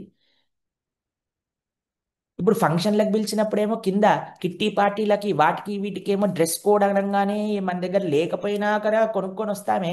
ఆలయంలో భగవానుడి ముందు డ్రెస్ కోడ్ పాటించమంటే ఎందుకండి బాధ మనకి?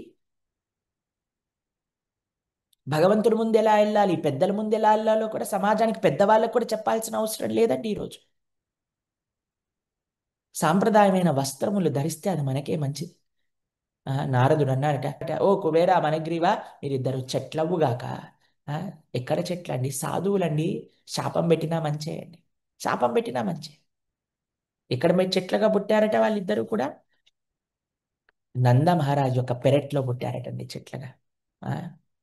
ఎందుకు వాళ్ళకి ఇది వచ్చిందట అంటే ధనము యొక్క మదం ఎక్కిందట. 8వ శ్లోకము ఒకసారి చదువుదామా మనం ఒకసారి? ధనము యొక్క మదము ఎలా ఉంటుంది ఒకసారి చెప్తున్నారు చూడండి. శ్రీనారద ఉవాచ నహన్యో జుషతో జోష్యాన్ బుద్ధిభ్రంశోరజో గుణః శ్రీమదాధాభిజాత్యాదిర్ యత్ర స్త్రీ ద్యూతమాసవః. నారదముని పలికెను, భౌతిక భోగ ఆకర్షణల అన్నింటిలోనూ ఐశ్వర్య ఆకర్షణము అనున్నది సౌందర్యము, సత్కుల జన్మము, విద్య మున్నగు వాని కన్నను అధికముగా మనుజుని బుద్ధిని భ్రమింపజేయును.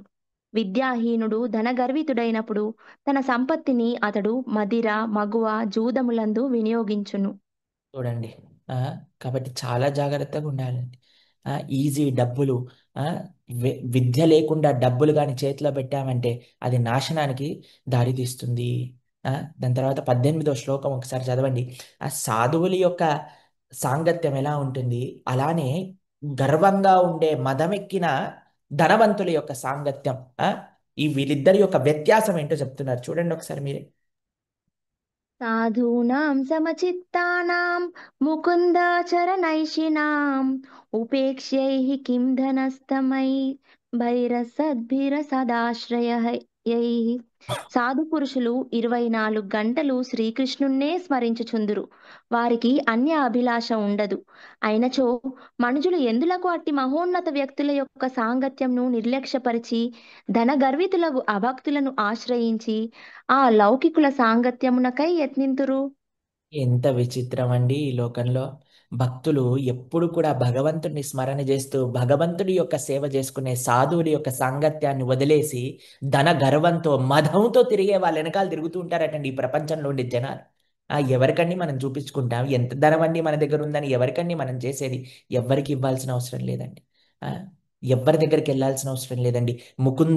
ముకుందుడి యొక్క చరణ ఆశ్రితులైన భక్తులు, వీళ్ళు తప్ప మనం ఇంక ఎవరిని చూడకూడదండి ప్రపంచాన్ని. ఆ, మీకు ఒక విషయం తెలుసా అండి? నారదుడు కానీ శాపం ఇవ్వకపోతే వాళ్ళు నరకానికి వెళ్ళేవాళ్ళండి వాళ్ళకుండే ఆచరణతో. కానీ నారదుడి యొక్క శాపము వాళ్ళని బ్రతికించిందండి. భక్తులు అన్న మాటలు ఒకసారి ఎప్పుడైనా సరే కఠినంగా ఆ మాటలు కూడా మనల్ని ఉద్ధరిస్తాయి. కృష్ణుడు అనుకున్నట్ట, నేను కట్టబడితే పర్వాలేదు, ఇంకొకరిని బంధంలో నుంచి విడిపిద్దాము అని అలా అలా రోలుని ఇలా లాక్కుంటూ లాక్కుంటూ లాక్కుంటూ ఈ 2 చెట్ల మధ్యలో నుంచి తీసుకెళ్తూ ఇట్లా ముందుకు వెళ్తూ వెళ్తూ వెళ్తూ ఇలా ముందుకు వెళ్ళేసరికి ఒకసారి ఆ చెట్లు ఆ రోల్ లోపలికి బయటికి వెళ్ళలేక ఢామ్ మన 2 చెట్లు కింద పడిపోయాట. అందులో నుంచి కుబేర నలకి ఇద్దరు కూడా నలకువేర మణిగ్రీవుడు బయటికి వచ్చారట, స్వామికి ప్రార్థన చేస్తున్నారట. ఒకసారి 36, 38 శ్లోకాలు ఒకసారి చదువుదాం. ఏమంటున్నారో, వాళ్ళకి అసలు ఏమి కోరికున్నదో ఒకసారి చూద్దాం. ఒకసారి నమః పరమ కళ్యాణ నమః పరమ మంగళ వాసుదేవాయ శాంతాయ యదూనాం పతయే నమః. ఓ పరమ కళ్యాణుడా, ఓ పరమ మంగళుడా, నీకు మా వందనములు.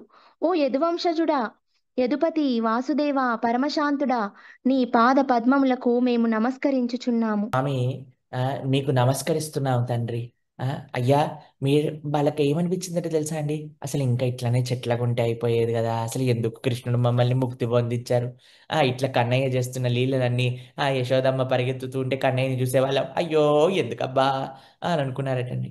చూసారండి ఎంత అదృష్టమో వాళ్ళకి అసలు. అంత మదమెక్కిన వాళ్ళు. సాధువుల యొక్క సాంగత్యం చాలండి మార్చేయడానికి మనల్ని. ఎప్పుడైతే భక్తుల యొక్క సాంగత్యంలోకి వస్తామో, భాగవతోత్తముల దగ్గర నుంచి మనం భగవత్ కథాశ్రవణం వినటం ప్రారంభం చేస్తామో, భగవన్ నామాన్ని పలకటం ప్రారంభం చేస్తాం, మన జీవితమే మారిపోతుందండి. భాగవతం ప్రమాణం 41వ శ్లోకం ఒకసారి చదవండి. ఏం చెప్తున్నాడు శుకదేవ గోస్వామి? నలకుబేర మణిగ్రీవుడు ఏమంటున్నారు? అసలు నారదముని యొక్క దర్శనం చేత మేము పవిత్రమైపోయాము, మా జన్మ ధరించింది. ఒకసారి చదవండి. సాధూనాం సమచిత్తానాం సుతరాం మత్కృతాత్మనాం దర్శనాన్నో భవేద్బంధః పుంసోక్ష్ణో సవితుర్యథా. సూర్య దర్శనము కలిగినప్పుడు కనుల చీకట్లు తొలగినట్లుగా స్థిర నిశ్చయం కలిగిన వాడు భగవంతునకు శరణాగతుడు నగు సాధువును భక్తుని దర్శించినప్పుడు మనుజుడు భవబంధ విముక్తుడగును. భవబంధాల నుంచి విముక్తుడైపోతాడటండి, అంతే. ఒక భాగవతోత్తముడి యొక్క సాంగత్యంలో భగవంతుడి గురించి తెలుసుకుంటే ఇంకా మనకి దానికంటే గొప్ప అదృష్టం, ఒక్క వైభవం ఇంకేం కండి మనకు కావాలి? ఆ నరకానికి వెళ్ళాల్సిన నలకువేరమని గ్రీవ కృష్ణ దర్శనం పొంది కృష్ణ అనుగ్రహం పొంది కృష్ణుడు చెప్పాడు, అయ్యా మీరిద్దరు బయలుదేరండి, మీ మీ ప్రదేశాలకు వెళ్ళి చక్కగా ఉండండి అంటే వాళ్ళిద్దరూ కూడా కృష్ణుడికి చక్కగా ప్రదక్షిణ చేసి వాళ్ళు బయలుదేరిపోయారట. మిగతా వాళ్ళందరూ పరిగెత్తుకుంటూ ఏమి ఢామ్ ఢామ్ అని శబ్దాలు వచ్చాయి, ఏమైంది ఏమైంది అని చూసంగానే చీకటి అయిపోయిందట. అప్పటి రాత్రికి దీపాలు పట్టుకొచ్చారట, స్వామికి చూపిస్తున్నారట. అందులోపల ఎక్కడున్నాడు కన్నయ్య అని ఎతికేసరికి నల్లగా పాపం కాటికంతా కారిపోయి నల్లటి కన్నయ్య చీకటి రాత్రిలో కనిపిస్తూ ఉన్నాడటండి. ఆ అప్పుడు ఆ స్వామికి ఎప్పుడైతే ఆ దీపాలతో స్వామిని చూశారో ఆ మాసమనే మనం దామోదర మాసము అని స్వామికి దీపాలు చూపిస్తూ మనం ఆ నెలనంతా కూడా చక్కగా మనం సెలబ్రేట్ చేసుకుంటాం. దామోదర అష్టకం మనం శ్రవణం చేస్తూ ఉంటాం అనమాట. అటువంటి చక్కటి దామోదర లీలండి. మన ప్రయత్నము, భగవంతుడి యొక్క కృప, ఈ రెండు ఉన్నప్పుడు మనం భగవంతుణ్ణి పొందగలుగుతాము. రేపటి రోజున అత్యద్భుతమైన, ప్రతిరోజు అత్యద్భుతం. కృష్ణుడి దగ్గర అద్భుతం లేనిది ఏముందండి? ఆ కృష్ణుడు ఎలా చిన్ననాటి చేష్టలు, ఎలా స్నేహితులు కలిసి గోచరణకి వెళ్ళారు, ఎలాంటి ఆటలాడారు, అసలు ఏంటి బృందావనంలో స్వామి చేసిన లీలలన్నీ కూడా మనం రేపటి రోజున విందామండి. పరమ వైభవమైన ఆ చక్కటి లీలలు మనం తెలుసుకుందాం. ఒకసారి రివిజన్ చేసుకుందాం, రీక్యాప్ చేసుకుందాం. The greatest mercy of Krishna is to get a chance to hear his glories. Hearing Krishna's Leela gives utmost bliss. The more we hear, the happier we become. ఎంత మనం భగవంతుడి గురించి వింటే అంత ఆనందం అయిపోతారు. A devotee does not show interest in hearing others' faults. భక్తులు ఎప్పుడూ కూడా వేరే వాళ్ళ యొక్క దోషాలు వినడానికి ఇష్టపడరు. Respect sadhus is utmost important. We should be very careful while dealing with devotees. సాధువులకి, భాగవతోత్తములకి మర్యాదనివ్వటము, వారిని గౌరవించడం అంటే చాలా ముఖ్యము. కాబట్టి ఆ తరుణంలో మనం చాలా జాగ్రత్త వహించాలి. Even devotees curse is a greatest blessing. We should take it in that spirit. భక్తులు ఇచ్చిన శాపము కూడా ఉద్ధరిస్తుందటండి. భక్తులు ఇచ్చిన మాటలు ఇంకేం చేస్తాయండి? కాబట్టి చక్కగా మనం సాధువుల యొక్క సాంగత్యంలో మనం ఎన్ని అనుకున్నాం కదండి, అందరికంటే పరమమైన స్నేహితుడు ఎవరైనా ఉన్నారు మనకి అంటే మన గురువులే. మన గురువులే పరమమైన స్నేహితులండి, మన ఆచార్యులు. వారు పొందే భగవత్ ప్రేమను పక్కన పెట్టింది యశోదమ్మ తన కృష్ణ సాంగత్యాన్ని పక్కన పెట్టి పాలని కాపాడడానికి వెళ్ళినట్టు మన శ్రీల ప్రభుపాదులు వారు కృష్ణ అనుభూతి బృందావనంలో అన్ని సంవత్సరాలు ఉన్నా సరే బృందావనాన్ని విడిచిపెట్టి ప్రపంచం మొత్తం అందరూ బాధపడుతున్నారు కదా, అందరి తాపాన్ని తగ్గించడానికి ప్రపంచం మొత్తం భ్రమణ చేసి మనందరినీ కాపాడారు. అలాంటి భాగవతోత్తముల యొక్క ఆచార్యుల యొక్క గురువుల యొక్క సాంగత్యం మనం పొంది మనం ధరిస్తున్నాం. దీన్ని ఎప్పుడూ మనం మర్చిపోకుండా ఆ కృష్ణుడి యొక్క లీలను మన మనసులో అలా అలా అలా అలా ఉండేటట్టుగా ఆ స్వామి మనల్ని అనుగ్రహించుగాక అని భగవానుడికి ప్రార్థన చేస్తూ శ్రీకృష్ణ భగవానకి శ్రీమద్భాగవత మహాపురాణకి జగద్గురు శ్రీల ప్రభుపాదకి అనంత కోటి వైష్ణవ భక్త బృందకి జై జై శ్రీ రాధే శ్యామ్. హరే కృష్ణ.